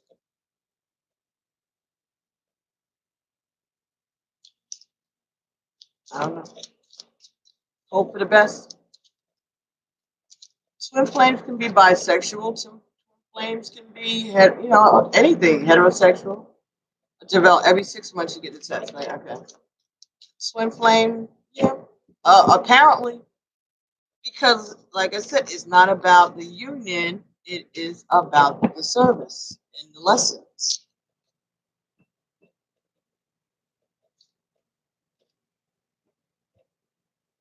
And people have free will. Do whatever they want to do. If they're bisexual, they can decide that they want to be monogamous in a heterosexual relationship or a homosexual relationship. I guess they have that choice,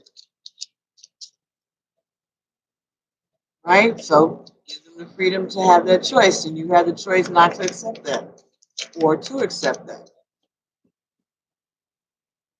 That's up to you. But you got to pray about it. And why? Why is this appearing? Is this something that has to do with a past life? Or is it something to do with a previous situation that may or may not have anything to do with this particular person, but it wasn't resolved? And you thought it was?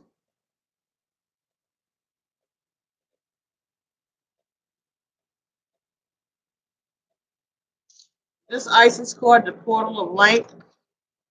This is about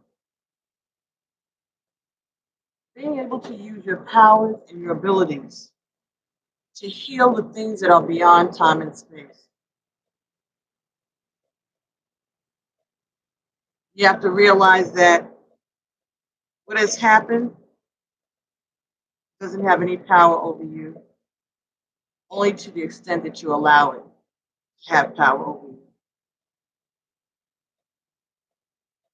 Portal is being open to allow you to release hurts from the past, open up to a bright future, and a call for more power. For some of you, I just got that this is a previous story. This is a backstory. This is something that happened. Maybe when they were in college or high school, someone older, mature man may have taken advantage of them in a community setting, like they maybe was at a football game, a party, something, something got out of hand. Someone took advantage of them, and that's just a backstory that they're not telling you. That doesn't mean that they're bisexual now, or that was their first bisexual experience, something they weren't expecting. That's the false person with the older man.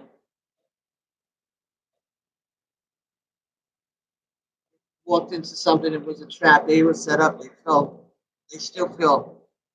But this happened a long time ago. So that's when they first got an experience like that. So they're open to it, but that doesn't mean that they're practicing. Others, with something similar to that,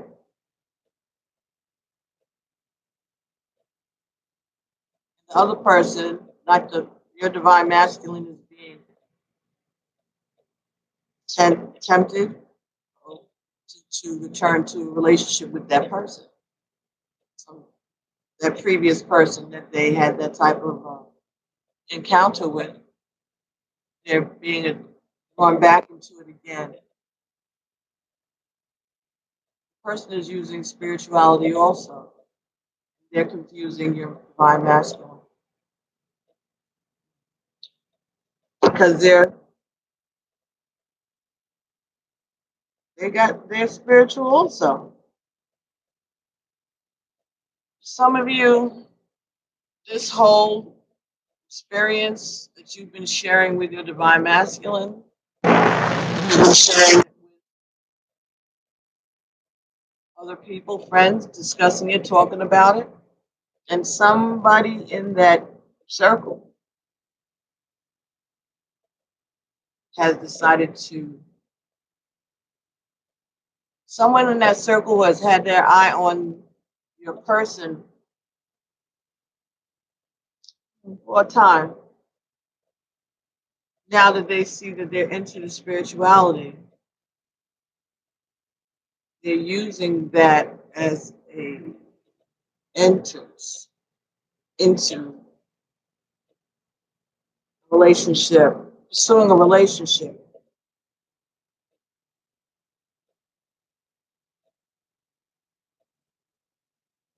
They think that other person is telling them too that they're their twin flame, and that is the confusion.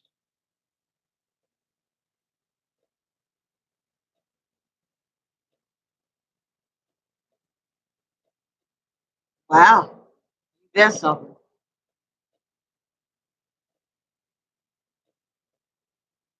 That's not all the divine masculines know, but this is for somebody. I don't know. This is some. Okay, still won't tell you. They're not going to tell you. Be a womanizer and be bisexual. One thing does not cancel out the other. You could be a womanizer and be homosexual. If that's, some people are just like twisted like that. It's like a form of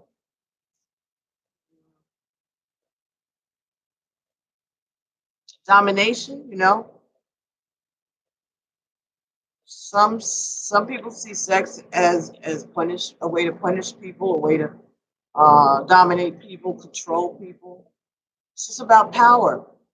Sex is, for some people, is not about love, it's about power. Just like when, God forbid, we talk about rape. Rape is not about sex, rape is about power.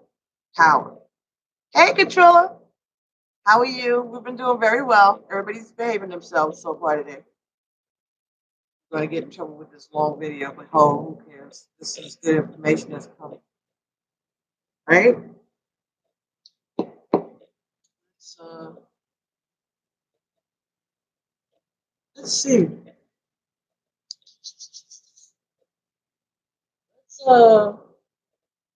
see if we can switch that energy. Let's see. We want to switch that energy, or we want to keep going into that because I think that's triggering some of us.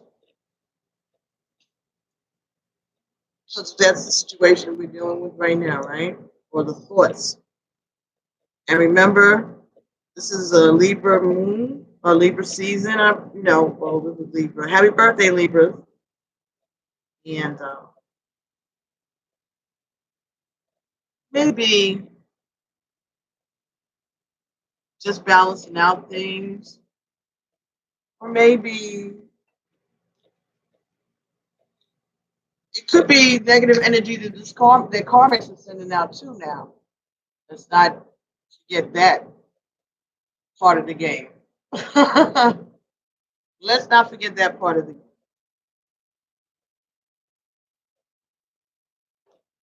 It could be real, but it's maybe manipulated by these karmics, by these flying monkeys doing the work for the karmic. Or it could be that nothing like that is going on, but someone's messing with us, you, them, and giving us these thoughts. Who knows what they're thinking about us? Maybe they're thinking the same thing about us. And if they are, see, that's the thing about not being in communication. You help each other better if you communicate and you know what's, compare notes and you can see that you're being under attack instead of letting one person do all the work and try to figure out everything while the other one is la la la walking right into the foolishness. Kathy's laughing.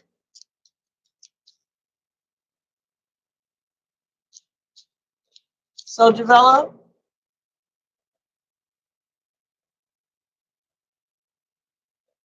he keeps making babies as a cover story.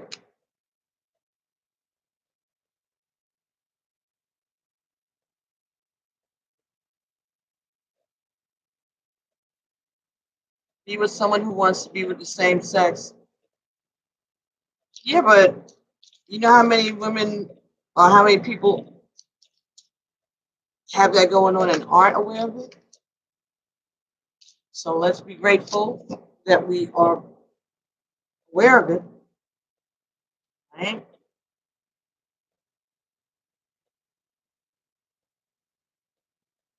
He didn't tell you, I just told you. Make sure that you double check that that message is for you. If it resonates with you and you ask your ancestors and they say, yeah, then cool. Don't go making no life changing decisions based on anybody's readings. And like I said, energies change. Your ex is looking better and better. You know, that's a damn shame, but it's true. You're like, hmm. And that's another thing that may come up for you, all of us, that you may start entertaining thoughts of an ex, someone similar to this person, or someone that you didn't have closure with, maybe. And you might start getting messages from them. Be aware of that, either in the physical or in the spiritual. There may be things that you may need to resolve still. That may be why this came up. Could be daddy issues. Maybe that's why this situation is masculine and men. It could be for the females that this is about daddy issues.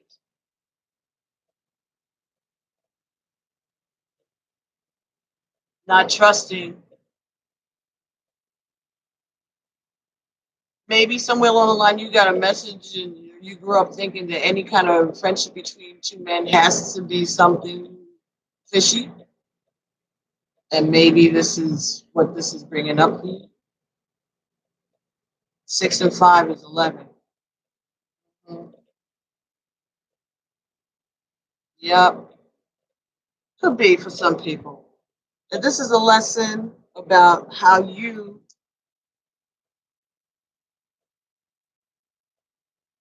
view this issue based on previous based on previous experiences that happened so long ago that you don't even remember it. Something that happened when you were a child had something to do with your father.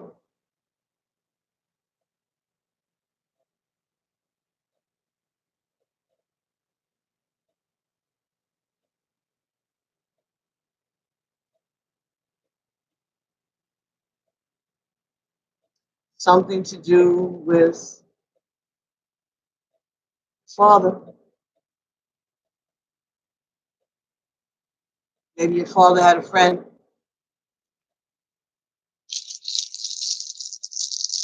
that even as you were little, you were suspicious of this friendship. But you never got any resolution to it. When you were little, you probably weren't even old enough to understand what it was you were thinking or seeing or questioning. But something about that friendship that your father may have had with someone,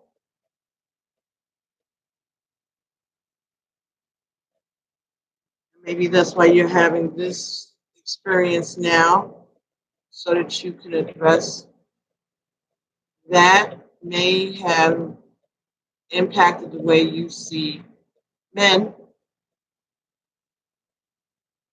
but it happened so long ago. You're so small, so young.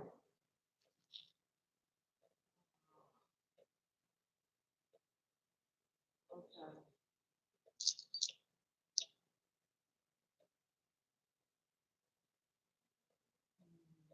Okay, Jamel. So don't, if you find out that this is what is going on with your masculine and you don't want anything to do with it, then you have to release it. At least you're gonna still be connected. You're still gonna be a twin flame, but you don't have to be that person. Because you have free will just like they do. You don't have to subject yourself to that at all. Not at all. Mm-mm.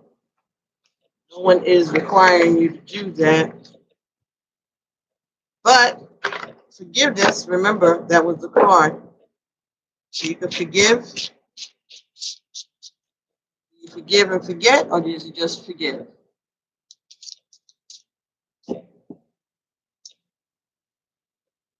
You only saw him one. Okay, Cappy, you only saw him once and only texted for the last 5 months. Well, the last text was 5 months ago.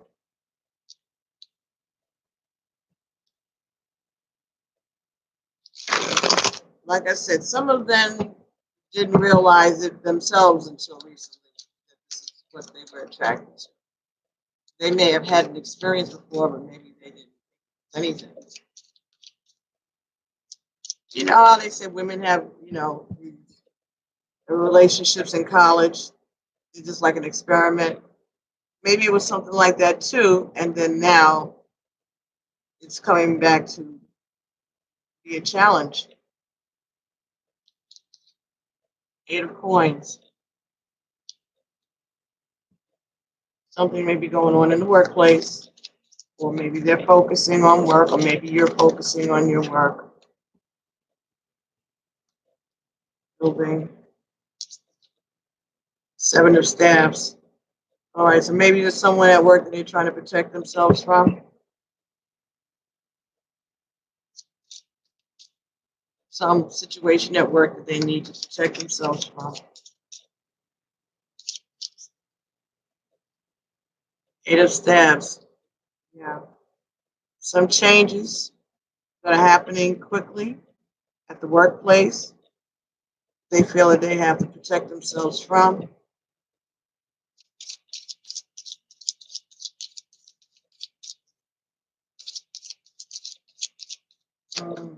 Maybe there's going to be some kind of a shake-up, downsizing at the job. Judgment, 20. So maybe your boss is making a call and someone is afraid. Someone is trying to stand up for themselves, or someone put in for a. Someone may have put in for a promotion and they're hearing about it. Promotion at work. You submitted your resume or you made your presentation. There's been a judgment made.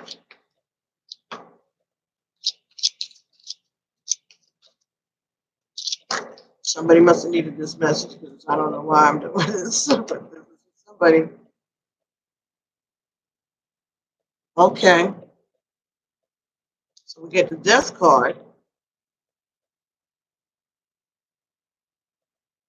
with the judgment. So this could be that you didn't get the job and you don't understand why. Or the change is happening.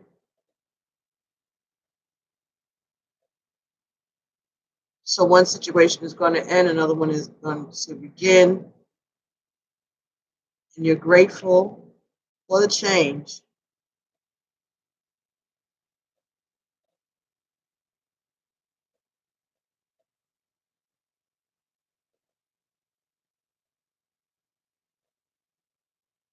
Something about having to thank the devil. So maybe this is office politics. So you have to bow down and make changes in order to get this happiness. You have to be able to celebrate, work with people. So you're going to change.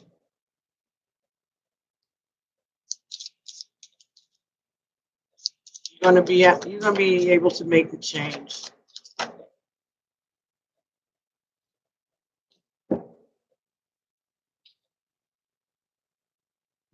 Something that you prayed for, something that you wanted, and now what are you gonna do? The thing that you wanted and that you sought after it came, but now you're like, now what? You got what you wanted. It didn't look exactly like you thought it was going to look. It's still looking good.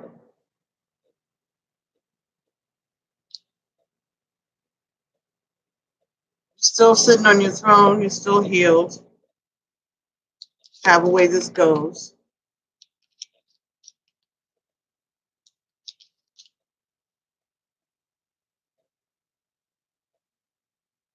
Mm. King of Coins and Knight of Coins.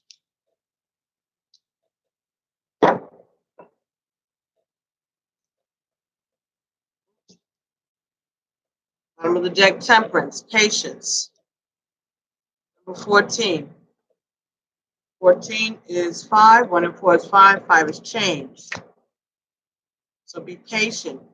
Things are going to change at work. They're working on this situation. They want to end that, make a final judgment to end that situation that they know has had you feeling stuck.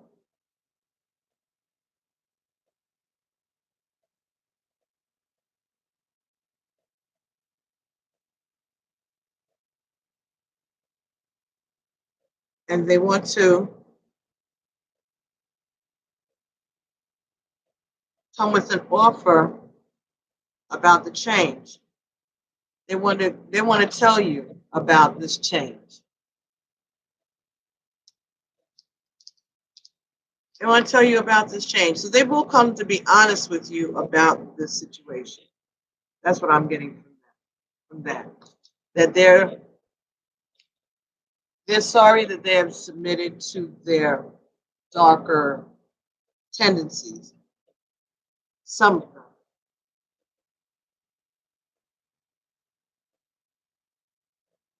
Because they work and party. And then they're sorry afterwards.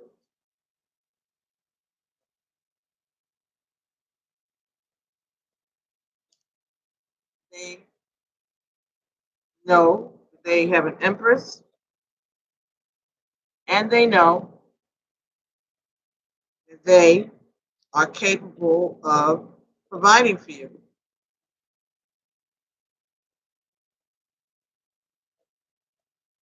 If they stop being so stubborn and self-centered. And I think that that's what it is. I think they're ready to make a change and make an offer.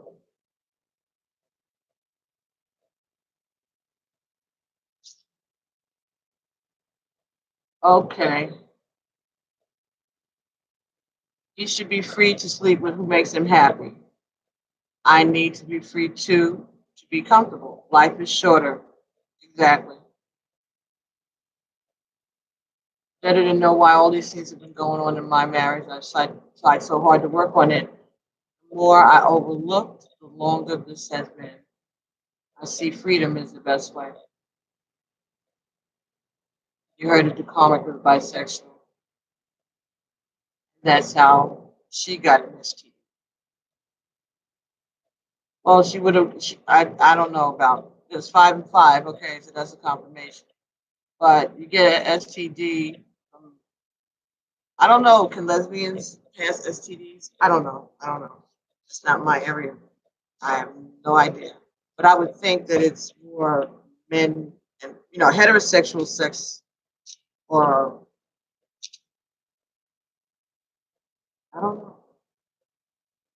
But I would think a woman who's bisexual probably would pick up an STD from a man, but I don't know what the breakdown is of these different diseases. Some of them have changed, added others to the list. Yeah, they can be themselves. The thing is, they shouldn't take away your choice. You know, they should be honest so that you know what you're dealing with. And that's very manipulative not to do that. Just saying.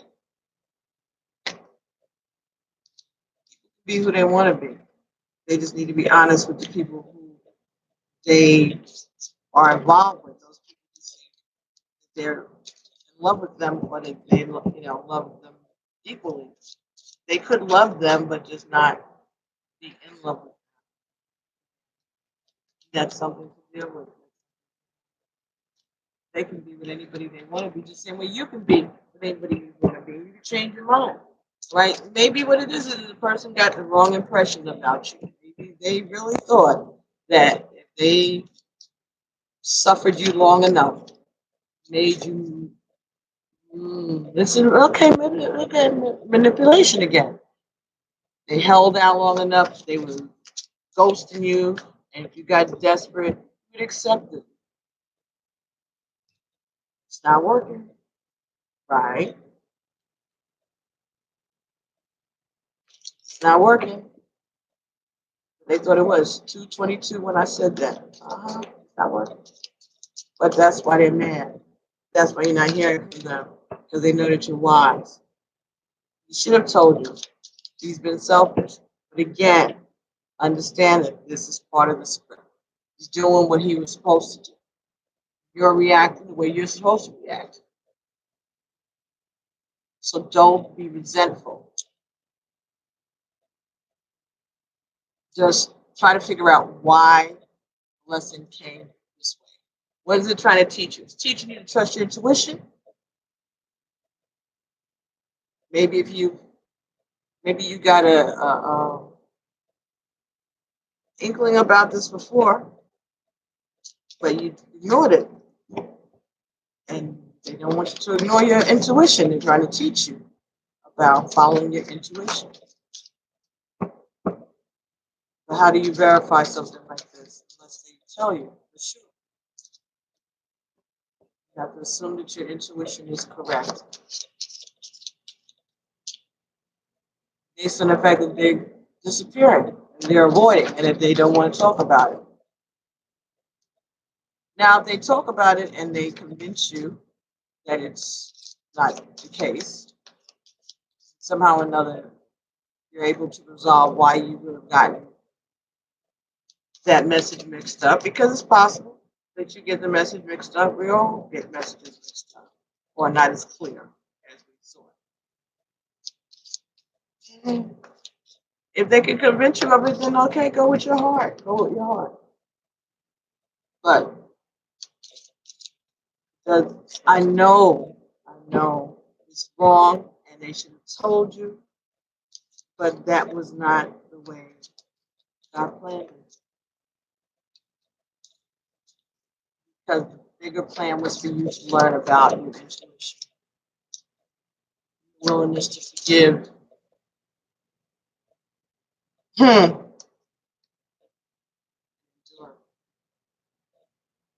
70 spent 6 months in hell and 6 months on earth because she partook in the pomegranate seeds. So maybe some of y'all dipped your toe somewhere that you shouldn't have a long time ago, and now it's coming back to present itself. So I said somebody may have given someone the impression they were down for that, and you didn't intend to, or like I just said, somebody may have dabbled and decided no, they didn't like it, but somebody thought that they could reintroduce you to the lifestyle.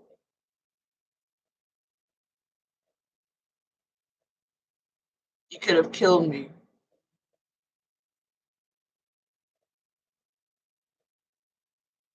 So then stay away from them.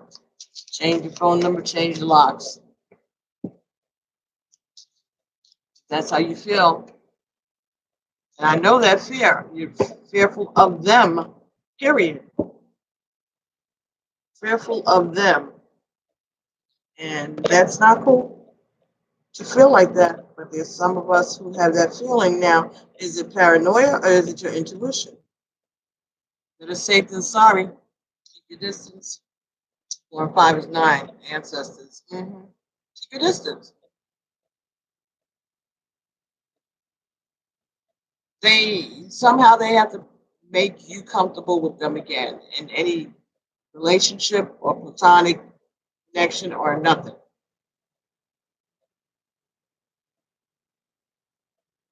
You do have a right to be annoyed, mad, upset. Voice it if you have to. But while you're mad, while you're angry, understand that this is part of. Let's see. I haven't spoken to the postcards from spirit for a while. Let's see. Ancestors got to tell the collective about what the heck is going on. He's forgotten you're a child of God. He's forgotten a lot of things. Yes, they forget that they have children too. They wouldn't want their children, their daughters, their sisters, their cousins, their whoever's important to them. Wouldn't want anybody treating them like that, but it doesn't. Somebody wants to be a womanizer. Somebody wants to be an amorous, whatever. They can do what they want to do. And you could choose to be celibate, or you could choose to be with the next guy. You have a choice too. Don't forget that you have a choice also. All right, let's see what we can get from the postcards from the spirit. He knows you're a child of God. There's something going on. Like I said, talk to your ancestors and ask them to intervene. Give you clarity.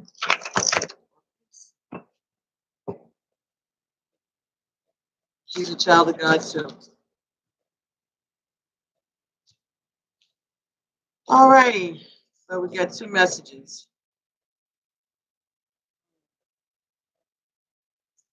First one says, celebrate life.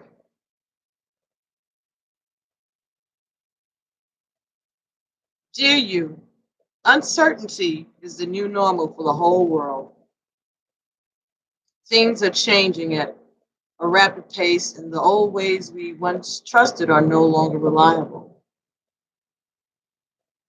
But leaving the familiar behind can be a good thing. When you are pushed to step into the unknown, you are pulled forward into discovering new possibilities that have been hidden in plain sight. Check in with your higher power. The soul knows better than your small self. Have faith in the support of a higher power and the infinite potential for your life. Right now, the advice we have for you is this: try something new, do something different. You won't know how it feels, what it looks like, or what the outcome will be if you do not take the first step into the unknown and experience the unfamiliarity. You'll be glad you did, because the treasure will appear. We're so proud of you for being brave. You are so loved and so supported. I just picked the cards. Y'all saw how that happened. So I guess the message for somebody is to go with the flow. Be open to this new experience. Okay. We have a second card here, second message. Okay. Dear, And this card says you are loved. This one was celebrate life. This is you are loved. There's you. Everything is in divine order, even in chaos. And we are always in awe of this. For you, though, on your human journey, things can get disorganized in your mind and physical reality. You need to get rid of the clutter, whether it be too many stories in your mind, too many what ifs, or fearful thoughts of the past or future. Instead, focus on the now. Empty your mind, clean your house, throw out any object that tells you an uncomfortable story. Discern what you have, sort, purge, clear, and organize. We want you to have enough space to fill with something better. Spirit loves a vacuum as it gives space for brilliant new energy.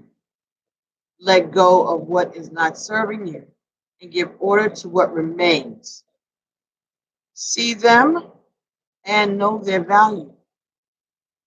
Your soul needs organization in order to keep your connection to us and to spirit free of distraction. You are so adored by so many. We hope that you really know that.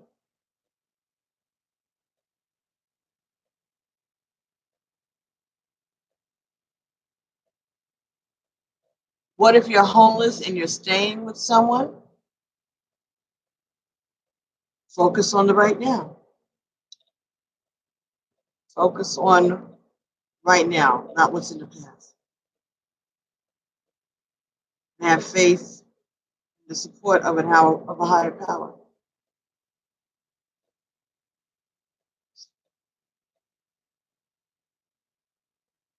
Yeah, that's amazing. So I guess what they're telling us is to stop being afraid of this experience, no matter what it is. It's presented to you as that they want you to participate. Maybe it's an experience that you're supposed to have, just like everything else. Can't say what you don't like if you haven't tried it. What you don't like is what you fear because you're afraid, because you've been programmed to be afraid. Or you've had an experience before that caused you to be turned off by the notion. So the fear is being in a bisexual or open relationship. What is the fear? Is the fear that you're not interested in being intimate with anyone besides the person that you're with at any time? That's just who you are. Or you're afraid that they're going to be bringing in a third party, and the third party won't be a man, it'll be a woman. And then you have to deal with that energy, and maybe you're not interested in that either.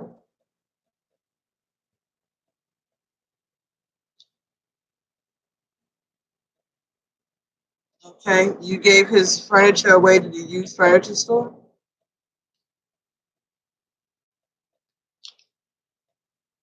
Yeah, that's possible. For somebody, maybe that's the message. Be open to it. Be in an open relationship. Because there's work to be done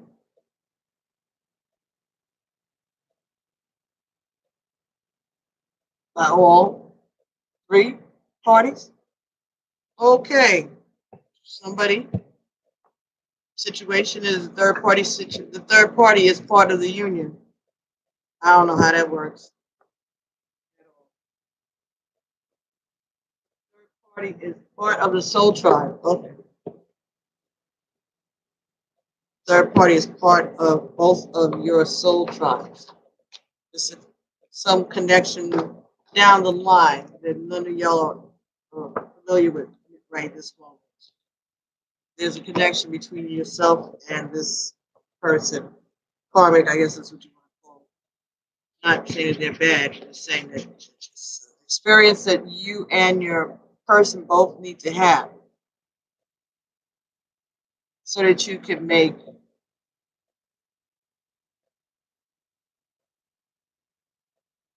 so you have a clear opinion. Because you can't give an opinion about something hearsay. Work that you're going to be doing, special work. So just like everything else, you have to experience these things in order to be of service. So maybe some of you just have to experience having this conversation with the person that you jot this stuff down. Start journaling about this experience. It's going to be important.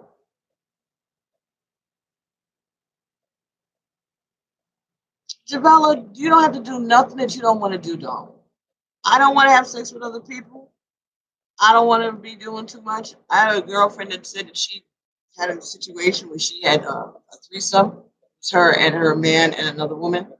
She said that she didn't enjoy it at all. She thought it was a lot of legs and arms that didn't belong there, and that she didn't even get intimate with the girl, you know. And it bothered her, yes, and it bothered her to see her man having sex with another woman. Now that was years ago. I don't know if she ever went back 6 and 11. Okay, 6 and 5 is 11, right? I don't know if she ever went back to that situation. She grew to like it later, or if she has that situation going on now in another life, with another partner. I don't know. But that's what she said happened, and she was in love. They had a child together and the whole 9 yards. So she did it. And she said it just was a lot of extra hands and legs that she didn't know what to do with. I cried, cracked up. She was honest about it, and she didn't enjoy it. Other people I don't know, but I've heard of other people having those experiences, and then the partner ends up hooking up with the other partner, third party coming. Or some people, they just include that person into the energy, and they become a couple that involves 3 people. You don't like their people, how's it going to work? I don't know, maybe you could get new people. Just because, listen, if they have been hiding this aspect of themselves from everybody, maybe they're not planning on including any of these people in their current circle. Maybe they want to be adventurous and go places and travel to other places, other countries, but they want to take you with them to experience these different people and stuff. I don't know. For somebody that might 5 and 5, okay. Somebody that's it. Hey, Kata, how are you? Yeah, they are clowns, but clowns have a place in this journey also. Yoka. Okay. All right. So someone says that they are bi and they hide it, but they do prefer men. Right. That's an experience a lot of women have had. Like I said, they had the intimate times. Okay. She says she just don't like to share. Yeah, right. Right. So you could be bisexual in a committed relationship with a partner of the opposite sex. You just know that you are bisexual, that you have had sex with other women or whatever, sex, and it was okay. You're down, you're open to it, but you're committed to this monogamous relationship right now. That's how it is for some people, right? Because they don't like to share. Okay, this is gonna take your child to out your level. You're not with it, then don't be with it. But I understand exactly what you're saying, 150%. But I'm trying to be a Patsy right now and say spiritually that There's a lesson. Even in you being adamant that you don't want nothing to do with it. Okay, so why are they presenting it to you? Again, for you to stand up for yourself, all right? Self-awareness, being yourself, and saying, no, I'm not doing this. I'm not having this. I'm not interested in it. I don't care if I had it before in college or if I had this experience. Right now, in this situation with you, that's not what I want. And you can say that. I don't want to feel like a third wheel. I'm too old for this bullshit. Whatever. Be honest. The same honesty that you want from them, be honest with them about the way you feel about this thing. Don't have to be insultive or anything like that, but you protect yourself and your space and what you believe in. And I will not be moved if that's what you feel. All I'm saying is double check with your spirit guides, yourself, in your situation. Don't base that decision on any tarot card reading by anybody else. That's a general. If you get a private reading from somebody, that's another thing.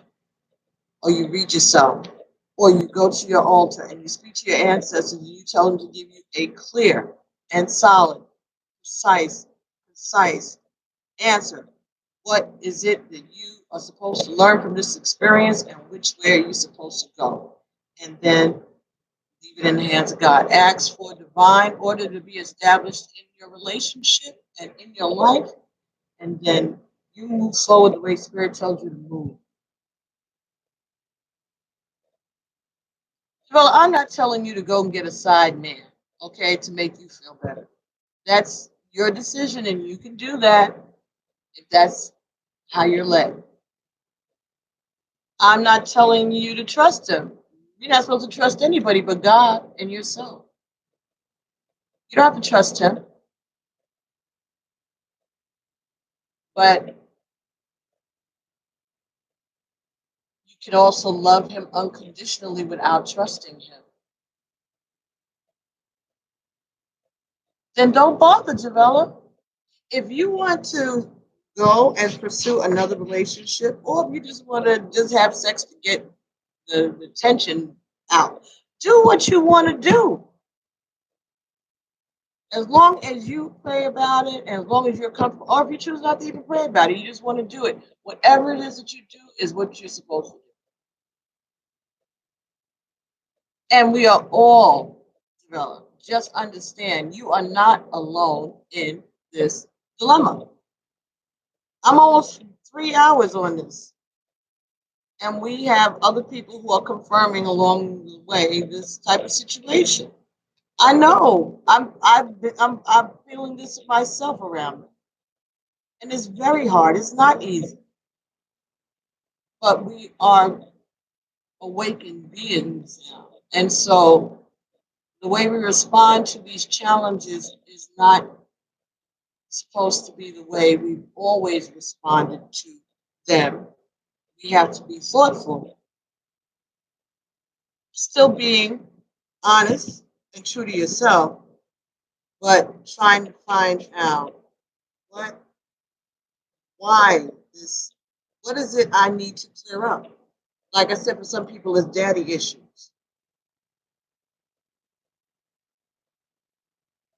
Others, Spirit says, is being open to new experiences, not saying what you won't accept before you have a chance to experience it. Now, I just pulled those cards off the shelf, out the box, shuffled it right in front of everybody. So both cards came up with the same idea. Learn that your marriage was a joke. That hurts, I know. I know, Jamila. Believe me. Not easy. I know that hurt. That somebody could have been faking the entire relationship. All of the sex, all of the good times, all of it was a lie.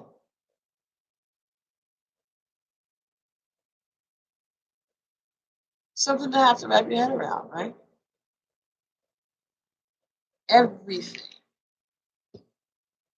everything was a lie. That there were no feelings, that there was no love, that the intimacy was fake.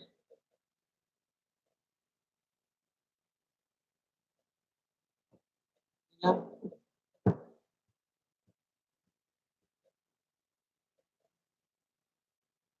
Okay, so you're waiting on your divorce now. Sex outside of the marriage was the only thing you were worried about. But once you get a divorce, there won't be a worry anymore. God don't listen. Marriage is man-made concept, a way to organize and know who begat who with who, and who's going to inherit the land. Okay, God doesn't care about the $35 that you paid the state to say that you're Mrs. Somebody. God know who you were supposed to be with before you were born. This has already been predestined. We have a right to choose to be married with whoever we feel like being married with, but that doesn't mean that that's the person we're supposed to be with. We could be happy, we could be comfortable, we could be in bliss. But you didn't need that paperwork to bring you together. God brought you together. God doesn't care anything about licenses, all that. It's about connections and feelings and spirituality. To develop free for all sex is not in most of our upbringing, even these people who are doing these things. But it's an experience that you may listen. I agree with you. I'm just saying, this is not limited to just your situation. If you understand, this is going in the community. So if you are divine feminine, then there's a lesson. Now, if you're not a divine feminine and you're just having a problem with your husband who has brought this difference into your relationship and he's a liar and you just want to go have get rid of him and go on with your life, then you do that. Not everybody that is in this room is divine feminine. I understand that. Okay. But you can be angry and still be able to look and see the good times. There were positive things and there were lessons. Even if it was deception throughout the entire relationship, then why didn't you pick it up? What in you blocked your energy from picking up that, picking that aspect of this person up? That's a lesson. Why did you stay in it for so long? Something you have to ask yourself. Did you know it but stuck around hoping that it wasn't true? As long as it wasn't said, it wasn't true.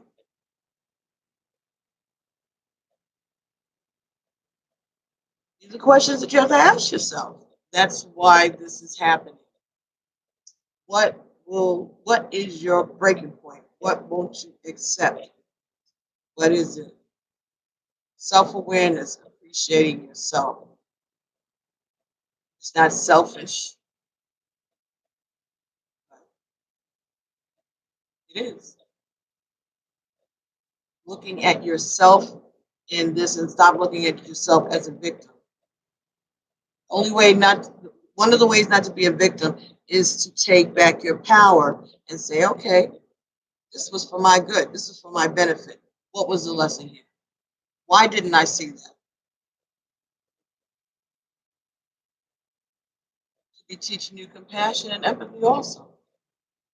Maybe when these things happen to other people around you, you were very, I'm not saying you particularly, I'm talking to everybody who's having these challenges as they come to this video, so don't take this one person. But maybe there are people around you who had these type of relationships and you were judgmental. So maybe this is Spirit's way of saying, really? You think that you could have done a better job? Here, let's see how you handle it. Maybe we were critical of some other woman that stayed in a relationship with a man that we knew was gay or or bisexual. And just as I said that, I know I remember. Not growing up, I was a young woman, and there was a neighbor, a friend of mine, who her husband went both ways. Plus, worse stuff than that. She was a single mom, and they got married, and she had a daughter. Everything was good. Good father figure, good provider, good home, whatever. But he had a dark side. That was it. She accepted it. She went for it, and then it got a little darker. And I think that's when she walked away.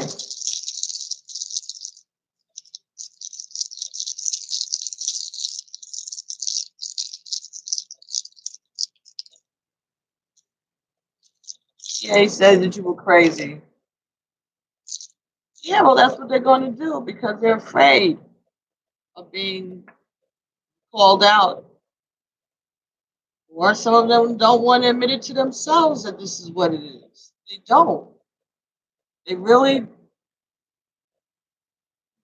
this awakening is happening for them and for us. There are things about ourselves that we didn't realize. Things about them that they didn't realize were issues. It could just be acknowledgement. Oh, that did happen, but I'm not interested in that. That could be all it is. That's why they don't want us to overreact. Sit back and allow things to flow. Don't block your blessing. Don't block your lesson. Okay. Don't block your lesson. Why didn't you see this? And if you did see it and they told you, oh, you're crazy, then maybe the test is okay. So now you know that they're liars. So who are you going to believe from now on? Your intuition or other people? So you ignore your intuition. This is about us learning to rely on our gifts and to rely on messages that we receive from the Creator. And this is a big one. This is a big one. But it's a big one for a purpose. And he had bloody underwear and you found it, worried that he was sick. But he told you he was crazy.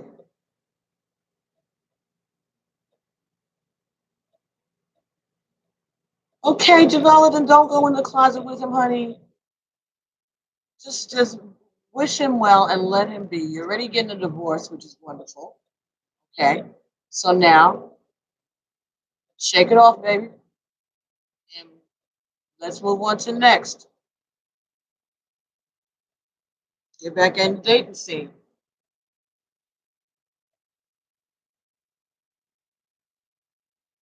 And stop being bitter.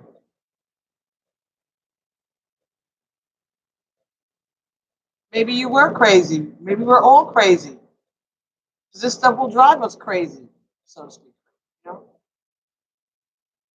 But again, the comfort in knowing that that you're not alone in this, that this is part of the pattern of twin flames, has to be of some comfort. Imagine people going through this process and didn't have community that they could reach out to. How many people killed themselves? How many people ran away and eloped and were never heard from again? How many people ended up in the convents? Okay. How many people ended up in convents and monasteries because they couldn't handle this? They didn't understand what was going on and there was nobody to talk to about it. There's gratitude in that also. I hope that y'all aren't hearing me trying to unwrap this candy. I hope it's not making too much noise.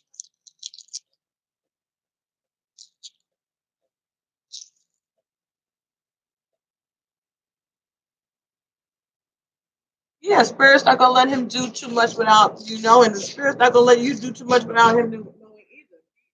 So, fair. They're just as much divine as we. They have spiritual gifts also, 5 and 5. They have spiritual gifts that need to be respected, and their path needs to be respected also.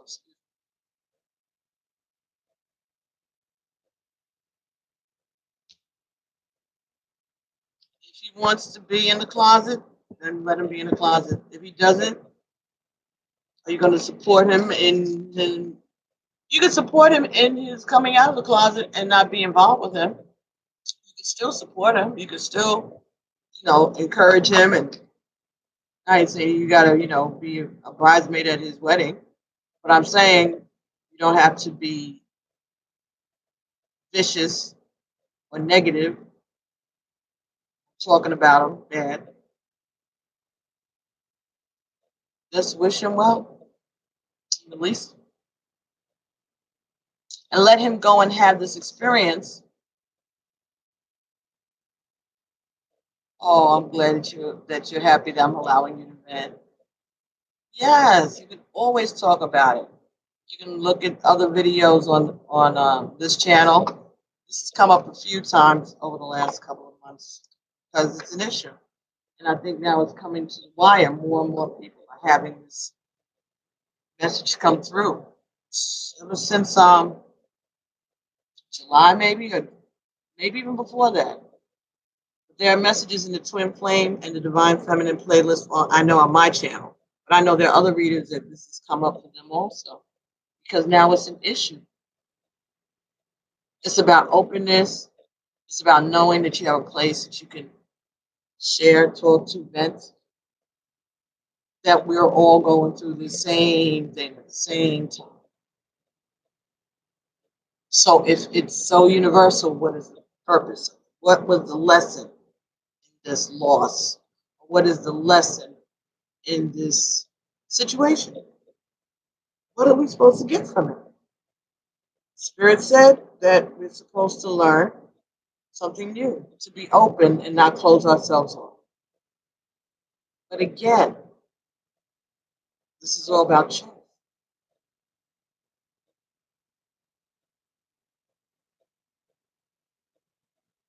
Singing about your wild side, stepping out on your wild side. It may be an experience at the end of that rainbow. Look at this, there is a rainbow. At the end of that rainbow, that requires you to step out onto the wild side. Somebody possible. But just be mindful. Don't let anybody rush you into anything.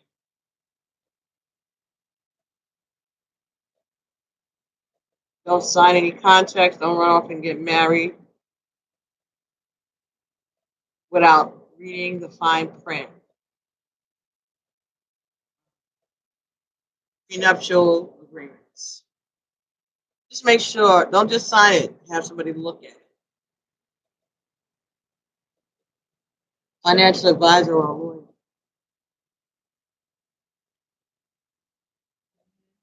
Someone who's impartial. Even if you had a lawyer draw it up, or your partner has a lawyer draw it up, somebody have a third party take a look at it. Make sure there's no clauses in there that you're not aware of. Come back to right.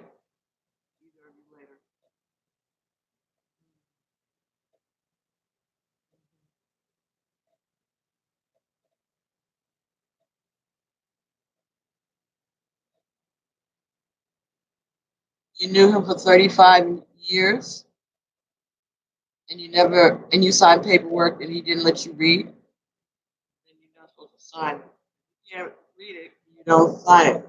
But I understand. I know how they just put something in front of you and they tell you what it is. And oh, don't bother reading it. I already read it. Sign it. And you do it because you trust them.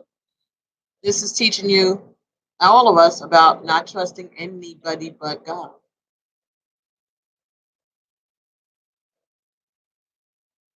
Yeah, you never want anything from him, but we all felt that way. The majority of people feel that. It's like this is out of control. Why? How did this get to this place? All I wanted was a 3-day vacation.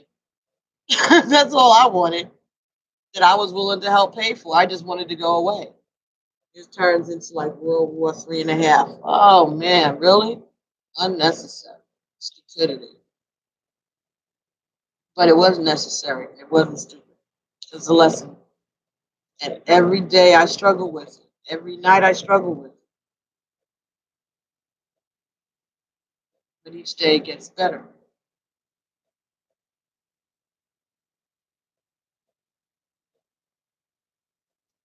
Well, sometimes some people aren't capable of giving us the love that we give them. That's why we get unconditional love, and that's why we get gifts, because Spirit knows that we put out so much energy to people who don't understand they need to return it.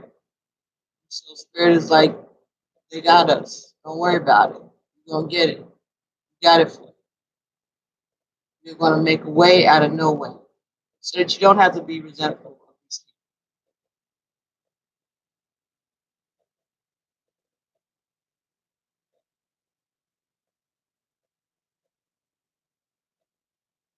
Now you know why. It's because you don't have, could be. And that's another thing. How can you as a woman compete with that? I don't know what that is. I don't know. I can't imagine. Maybe that's what they want us to know. Maybe that's the part of wanting to have experience. So maybe you do know how to fight against it, so that you don't feel,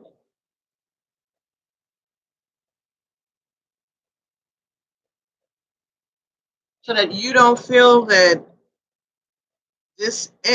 there is anything that you can't conquer because you haven't experienced it. You fear it. You stay away from it. You're afraid of it. This experience is coming to show some of us that you can conquer anything. Don't be afraid of anything. You can look it straight in the eye and say, no, that is unacceptable. But just stand in your truth. If that's how you feel, and that's how you feel. Don't be nasty, be vengeful. Okay. If you've never been in a situation like that, and never been in a 3-party uh, love making session, I don't even know if I'm just gonna let this go on. If you've never had that situation, I guess they're saying, how do you know you don't like it? It's something that you just like, no, right? It's just like you feel like you wouldn't like it because you're not interested in it. I guess that's not. I guess they want us somehow to experience it. I remember the first back in the day before VCRs were new, and it cost quite a bit of money. And so me and my girl, I got a VCR, and my girl got a job, and I have my own place and a kid. My girlfriend was still living at home. A lot of them, they were working adults, but they was, didn't get married, just still living at home. I was like the rebel, I guess. I had my own place, had a kid, wasn't married. Oh well. But when I got some money, I got a VCR, right? So now we're all like, whoo, coming over for the first uh, maiden voyage of the VCR. Back in the day, they used to have, for some of y'all to understand, VCRs were out before DVDs and CDs, I guess. That's how we used to, I'm sure you've seen the movies look like boxes, slide it in. It's like a giant 8-track player, right? But anyway, that's how we had our movies before they invented CDs, DVDs. So this is big purchase, you know. So down the street, there was a store that you could go in and rent the movies from, like you go to the library, right? Like rent a center. So you go to the store and you rent, get your ID, same thing. There's a section in the back. All grown folks know that that's the pornographic area. Don't go back there with kids. It's curtained off. So we go down there, and I decide, since it's my first VCR, I was going to rent a movie that showed homosexual sex with men because I was curious. And so were all of us. All girls. All girls.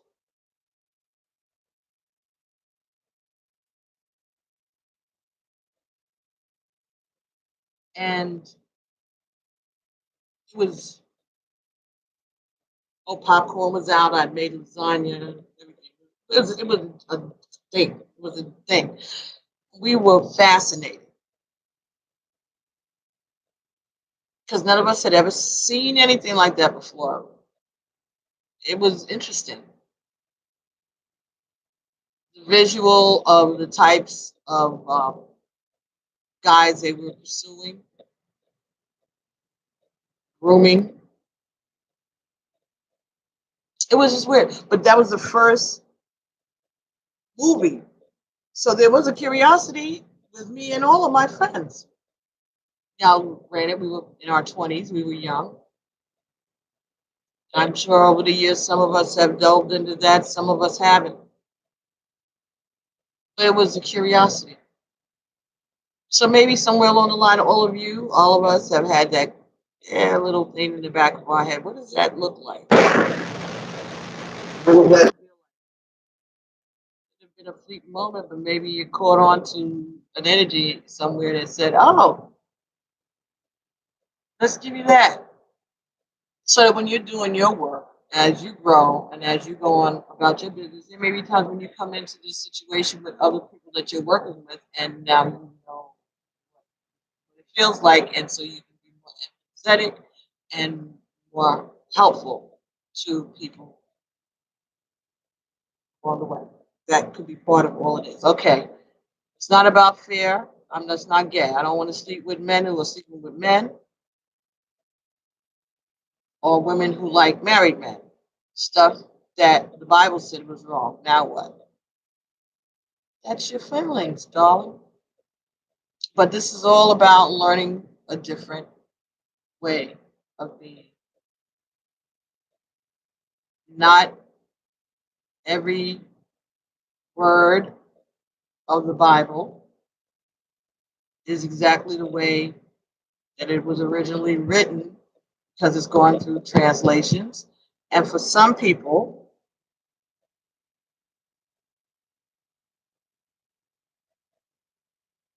they don't feel that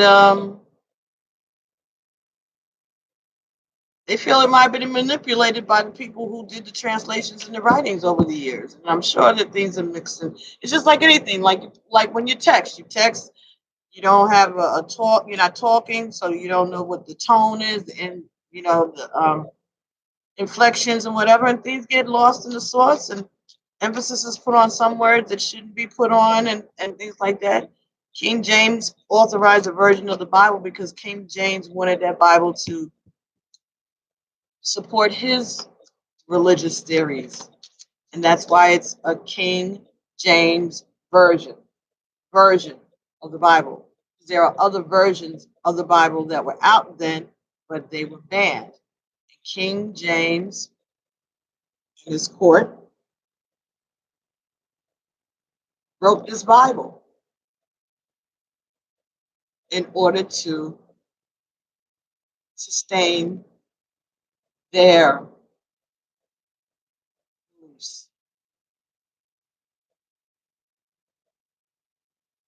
And we've been living under it, and we've accepted it, and that's okay, because that's what we have.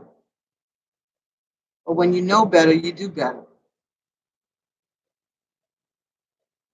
That's why it's up to us to get our own understanding of the scriptures and know that there are other holy books out there that may or may not agree with King James Version of the Holy Bible. Some religions have their own Bible, right? The Jehovah's Witnesses have their New World Translation of the Holy Scriptures, right?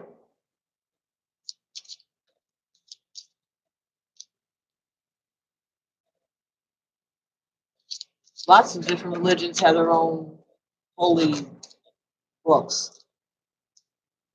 Jewish people, they go from the Old Testament from Genesis to the last book of the Old Testament, and that is it. They don't even acknowledge the New Testament at all. Some people say that these rules that are in the Old Testament were dissolved under grace when Jesus came, right? Because it says John 3:16, right? So God so loved the world that he gave his only begotten Son, that whomsoever should believe shall not perish but have everlasting life, right? It's grace. So all of the sins, all of the things that we were told were sins that we may have transgressed, we are given grace through Jesus Christ, right? That's the if that's the book, if that's the scripture that you're adhering to, then there must be forgiveness for all transgressions, right? The Bible says to honor God, with no other gods before, to love your neighbor as you love yourself, and love the Lord as you love your neighbor. But you love the Lord on faith from a distance.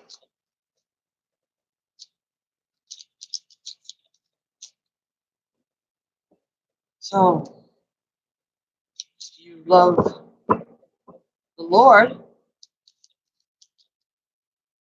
you don't see him, right there physically next to you, like your friend, your partner, your divine masculine, but you are aware of the presence,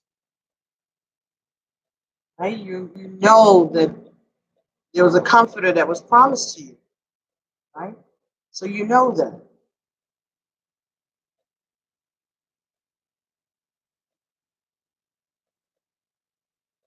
So what you afraid of?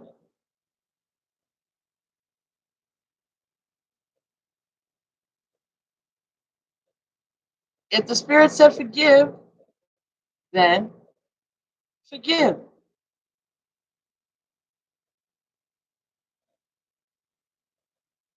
Isabella, I'm going to tell you, everything that you're feeling, we're all feeling it.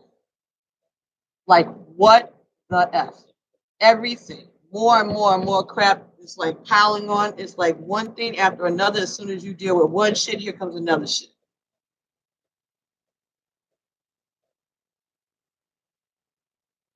Just right. Just focus on your own path. Don't expect no other husband. Don't expect nothing.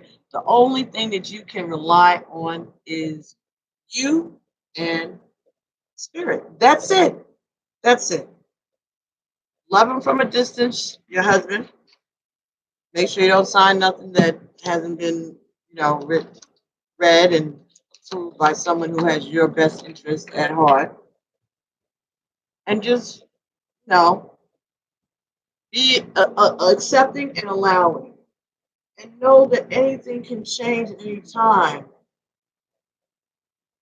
God could perform a miracle that none of us even have any conception of. You know, anything can happen. Just keep your eye on your own service. Look at this. Now, when I was first, before I cut on the camera 2 hours ago, three, oh my God. This is the card that was coming up when I was shuffling, kept jumping out the pack. And now it is here again. Honeymoon, time alone. Maybe you're going to have to spend some time by yourself or with your person talking about this, having conversations alone, maybe go somewhere pleasant, share your secrets, enjoy time. Holidays are coming. Sit down and have a conversation. Make the effort. Great love is worth taking the steps that you're guided to take. Yeah.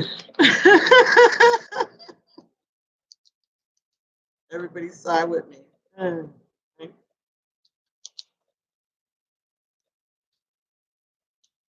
All right, Katrilla, that's why we're going through this, so we can bring the real truth. Yeah, some of the things that you learn makes the Bible look like a comic book, right? So then stop quoting it and saying that what the Bible said was wrong. It's not about what the Bible says is wrong. It's what you feel is wrong in your spirit. Right now, you're not interested in that. Fine. That's your moral compass. So if the Bible had not said that if the Bible said it was okay, would it be okay? Release your ex. Time for you to come. Time has come to clear your energy. I think that means also release your expectations, release your anxieties, clear your energy. If the Bible said, if you opened up the Bible and something suddenly God made a editing and it said that there was no Sodom and Gomorrah and that homosexuality is cool with God, He doesn't, it's fine. Then what? You got to make your own mind up how you feel about it, and maybe that's what this is about. To have this discussion even, to make this a topic. Maybe this is something that needs to be discussed in the twin flame community. What the heck? What is going on? Maybe some of these divine masculines or whoever is the person that's doing this in the relationship, and they feel it's unwelcome. Maybe they need to talk about it and explain it to the rest of us. What the heck?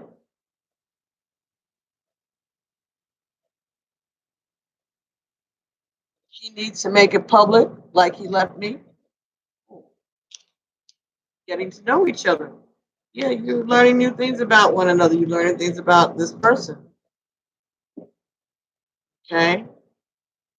And it's going to deepen your bond. Even if you are not physically in union, even if you're not having intercourse with this person, wedding, this involves a marriage. Yeah, commitment, new love. A new person has stirred your romantic feeling. This could be a new love, or this could be looking at your love in a new way. Third party that they're bringing that maybe you find yourself interested in. You anyway, wouldn't that be something? Wouldn't that be something if you ended up liking the person that your partner is trying to bring into your life? Even if you don't like them on a sexual level, what if you and this person become friends? Maybe that's the purpose of bringing a new friend into your life, an ally. Maybe that person will help you get your husband straight. Maybe that person is not your enemy. Maybe that person is an ally or will become an ally. And maybe that is part of the unexpected.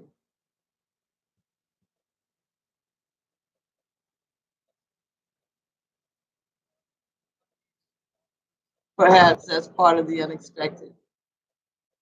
Mailman is talking loudly. Yes, maybe that's part of the unexpected.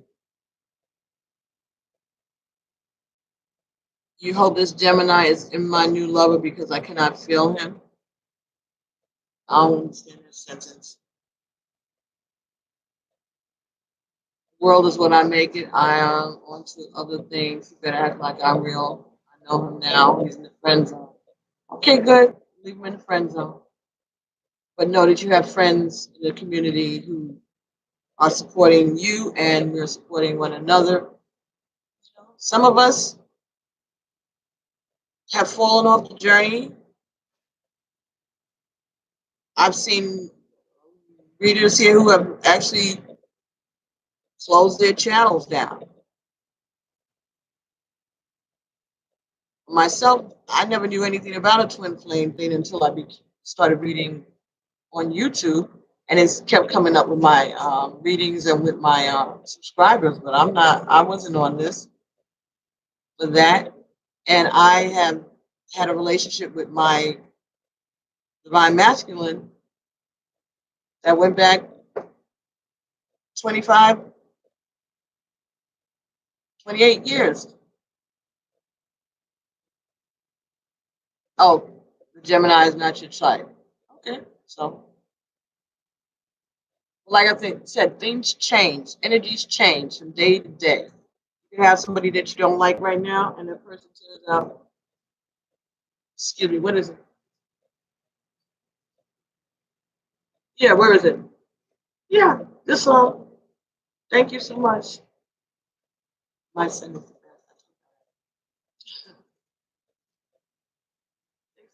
Thank you, hon. Welcome. My family thinks I get on here and I never even eat or take time for myself. Thank you, because I don't. Because I don't. Thank you, love. Ketchup? Oh, sorry.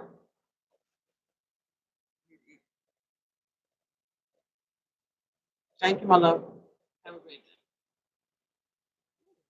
Gracias.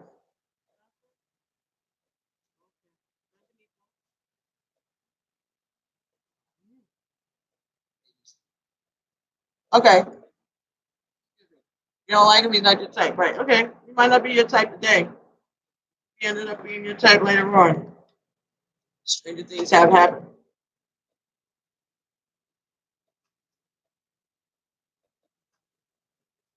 My I'm so sorry. You could be being petty, you're just being human. Just wait and see. Just sit back and watch God work, honey. That's the whole point. My daughter's father, when I met him,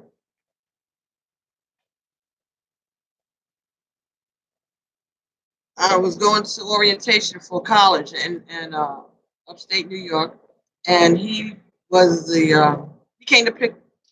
There was only two students that got off the bus, myself and another student that was male. College is coordinate college. I think I might have explained this before, but it's a male women's college and a men's college. We share the same campus, separate administrations, separate student governments, but we go to classes together. And over the years, they've created more co-op housing, co-ed housing. At the time, there wasn't a lot of co-ed housing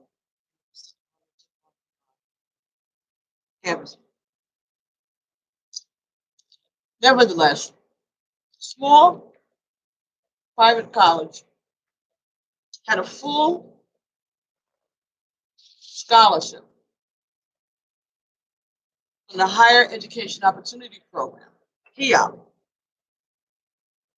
And part of the program was we had to come to college 2 weeks early before everybody else got there and have orientation. And it was good because we got to know the town and know where to go and know each other and get familiar with the different professors and know where the different department was and stuff. Because when school would start, the campus was like 1,700 total between the two colleges. But out of that 1,700, only 30 of us were minority, and only maybe 20 of us hung out with, who identified. I mean, we were in a time people were still trying to pass. I'm not talking about in like the 30s and stuff, but I'm saying there was folks that we weren't sure, and they weren't sure either. I think they got away with it, and that's their life. That's their choice. They never came out of the closet, so it wasn't beneficial. Maybe they have now. Don't know, don't care. It's their life. Want to pass as white when you know you're black? Do it. If it's going to benefit you, that's on you. Some people are resentful, call them all kind of names. My thing is, you got to get in where you fit in, right?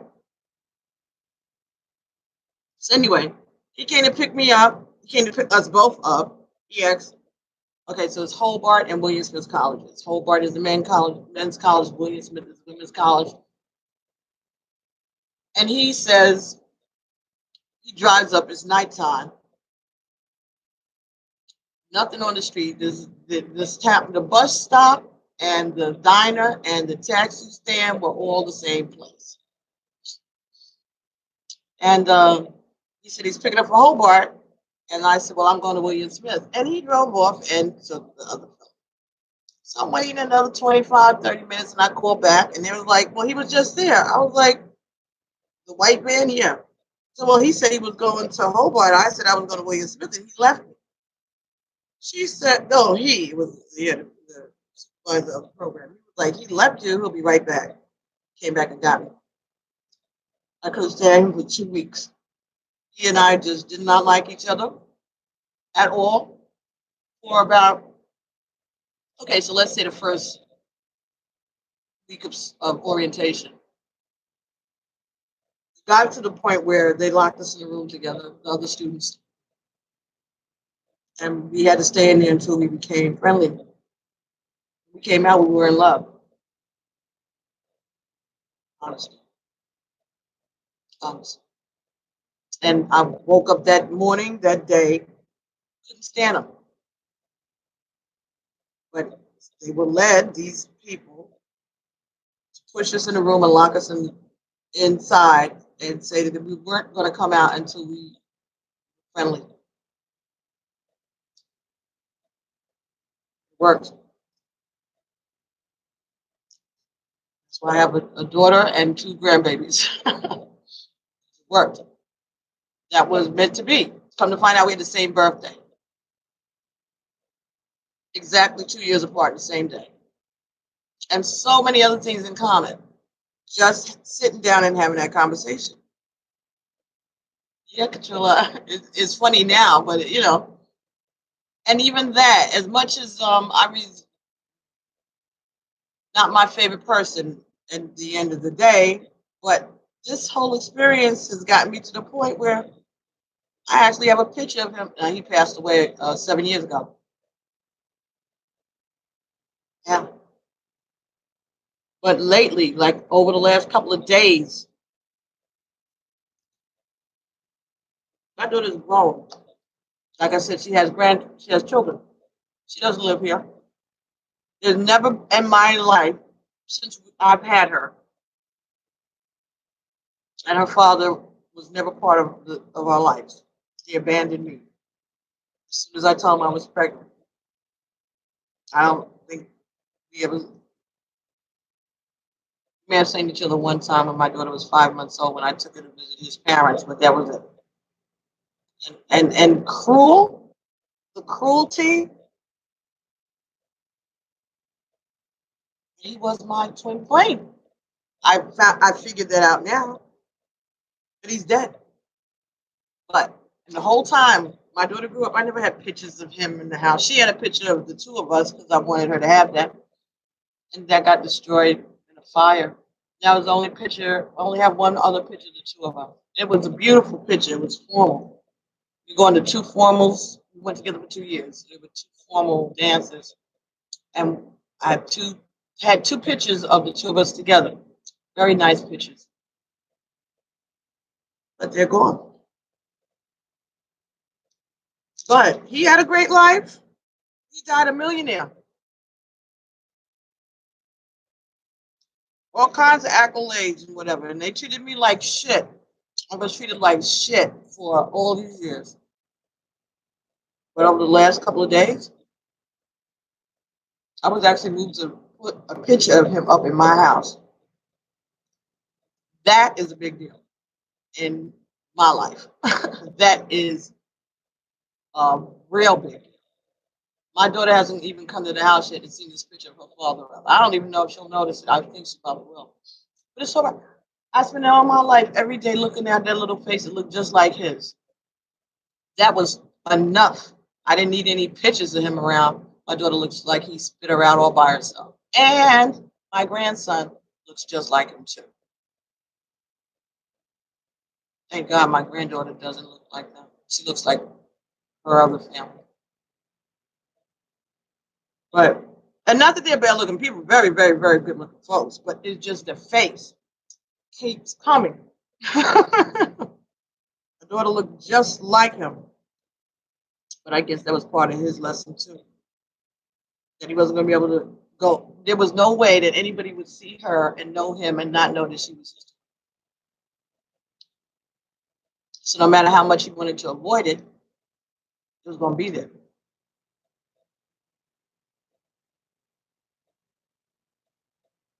You know, people have issues and they come to you first with their representative shows up. And then after a while, when you get to know them and you get to see who they really are. He never showed his bad behavior until I told him I was pregnant. 2 years. He had already graduated from college like the month before. I still had to go for 2 more years, and he was acting like he was going to be the one walking around pregnant. And at that time, I had to make a choice. Because this choice was, I don't want a baby, and you get an abortion, and we'll get married, and you have all the babies you want to. What I look like? Boo Boo the Fool? Please. I'm not trying to be with you, just like you're saying. Once you do this, after we've discussed this all these years, now the situation presents itself, and you're going to tell me that I got to do what you say. It's the first time I talked back to him, I think. He never forgave it. I know he didn't forgive it because he told my daughter that he finally spoke to her when she was 10 years old. It was the first time he spoke to her in her life. So I betrayed him. He said, "You ever had a best friend?" She's 10. He said, "Do you ever have a best friend?" They're on the phone. She said, "Yeah." He said, "Well, how would you feel if your best friend betrayed you?" Now she's 10, but she's smart because she's our kid. I wouldn't like that. He says, "Well, that's what your mother did. She betrayed me." Now, he didn't bother to tell her that the betrayal was either for her to be alive or to be terminated. He left that part out. So my daughter gets it in her head that I somehow betrayed her father. What? Evil shit like that. But I was led. It's been a process. It's taken a couple of years. But he died 7 years ago. I retired 7 years ago. My job. This man told me me and my daughter were going to be on welfare the rest of our lives. Nobody. Didn't happen. Yeah, man, wow. There's no, and when I tell you he had a lieutenant governor of the state do the eulogy at his funeral. When I tell you that he was not no bum at the end of the day, I didn't go to his funeral, didn't have no desires to, neither did my daughter. But, and when he died, when my girlfriend called me on the cell phone, I hadn't spoken to her in years. But we've spoken about things over time. We've kept in touch, of course. How would she have my cell number? She called me that morning. I was just dropping my son, who's not his child, off to college or class, coming out, phone rings, and I looked at it and I said to myself, Ed's dead. And when I picked up the phone, that's the way I answered it. I said, he's dead, right? She said, how did you know that? I didn't know at the time how I knew it, but I knew. He had an aneurysm and dropped dead, waiting for them to change his medication, Coumadin, to something else. He had blood clots. He's an athlete, but we're older. I didn't feel anything at all, really. I was like, oh. I kind of came home, I think, and I actually had a glass of champagne. Later on that week, came like in a rush, and I started just bawling, crying. I was like, what is going on with me? Why am I upset about this? There's something that I needed to deal with that I hadn't dealt with. And I know that all of these things that are going on now around my relationship has to do with dealing with that hurt, that betrayal. You know? He's been making his presence known more than any of my spirit guides. He's not related to me by blood, but he is my children, my daughter's father, and my grandchildren's grandfather. And he is my twin flame. I actually did a calculation. You know how you go on the horoscope sites, do the numbers. He and I are 100% match. My divine masculine, I think, is like 89%. Me and this one, my daughter's 100%. Perfect. But that's what I knew. I didn't know what twin flames were when I was in my 20s, but I knew that there was something. He made a choice, and it was a good choice for him. You know, he did well, like I said. Married, children, all girls, 2 girls, so no sons.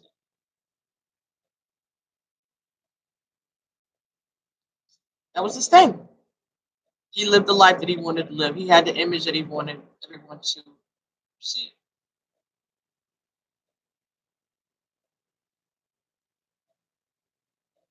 But I know that there's a change, a transition. When he transitions, his outlook, I guess, transitioned. And somehow or another, he has found me and come back to make his presence known. I'm saying this a lot lighter than it actually feels, folks. But I accept it.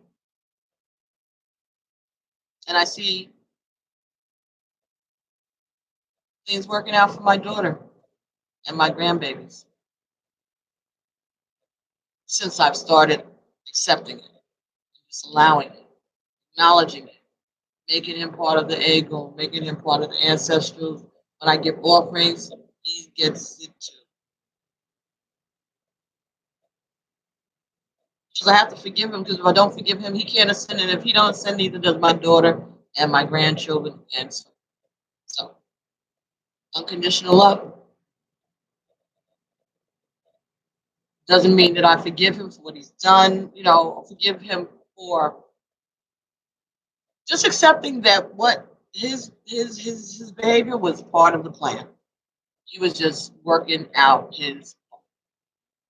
That's all that they're doing. Any of them, including your husband, Javella.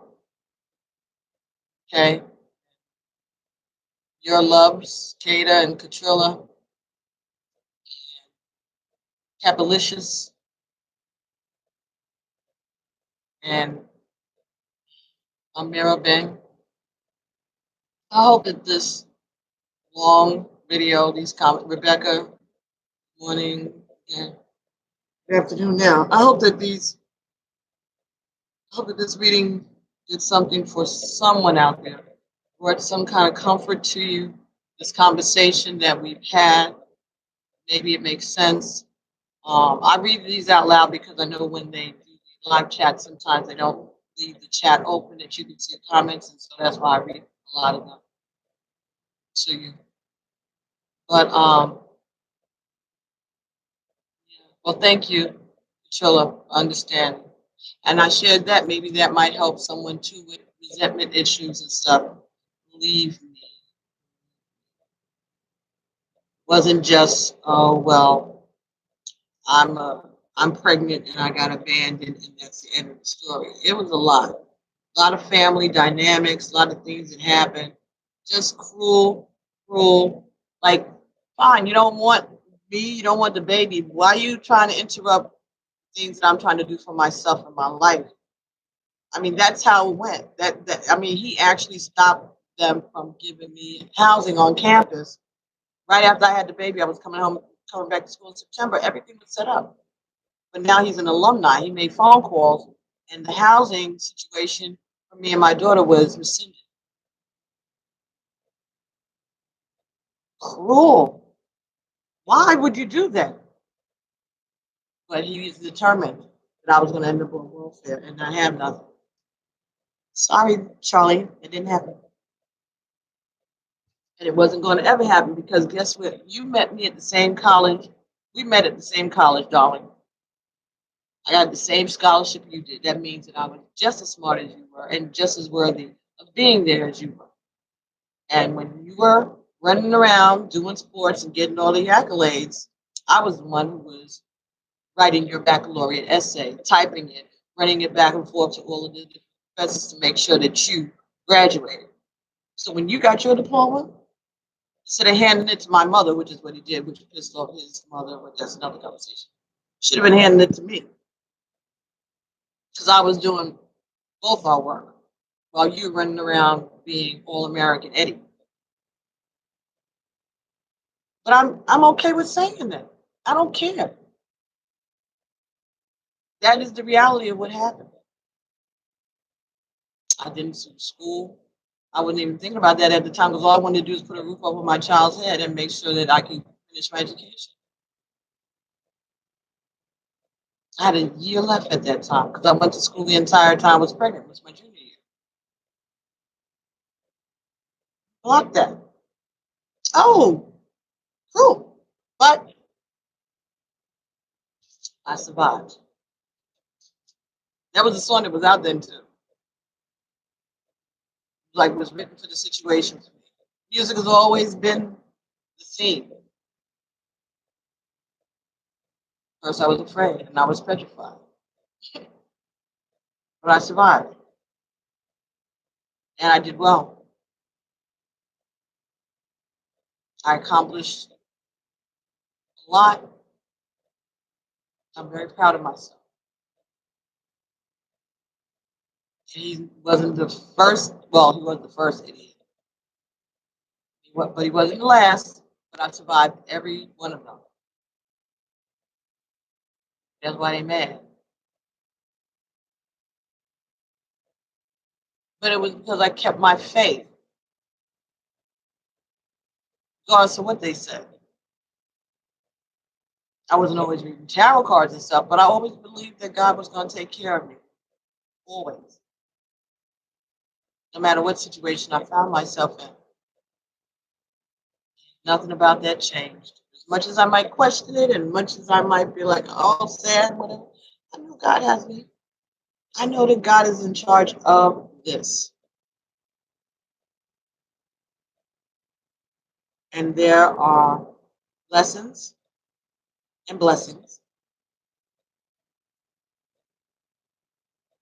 and things that I'm just supposed to witness so that I can share. All of those experiences were for my betterment so that I could be of assistance to the community. I understand that now. Don't understand it when you're going through it. Hurts like heck, but it made me the person that I am today. And that's a good thing, I think. No, God's not finished with me yet. I'm still a work in progress. As long as it gives me life on this realm, I have a chance to redeem myself and to learn more things. But I know that I'll learn more things when I get to the other side too. Anyway, this is ridiculous. But thank you all so much for allowing me to do these readings. I have to go back and watch and see what the heck went on. It was fun. Thank you, Katrilla, for helping, and Jabella, and everybody else that came by. And I'm going to end this now, and I'll be talking to you all real soon. I might even, I don't know, see what happens after I eat. Okay? What's going on here?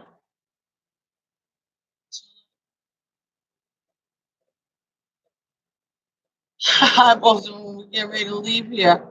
All right. So just make sure that you subscribe to the channel, and you know when I come back and do another reading, probably in a little while, as soon as I finish my lunch.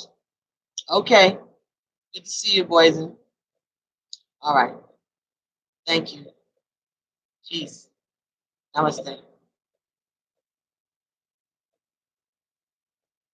Mm-mm-mm.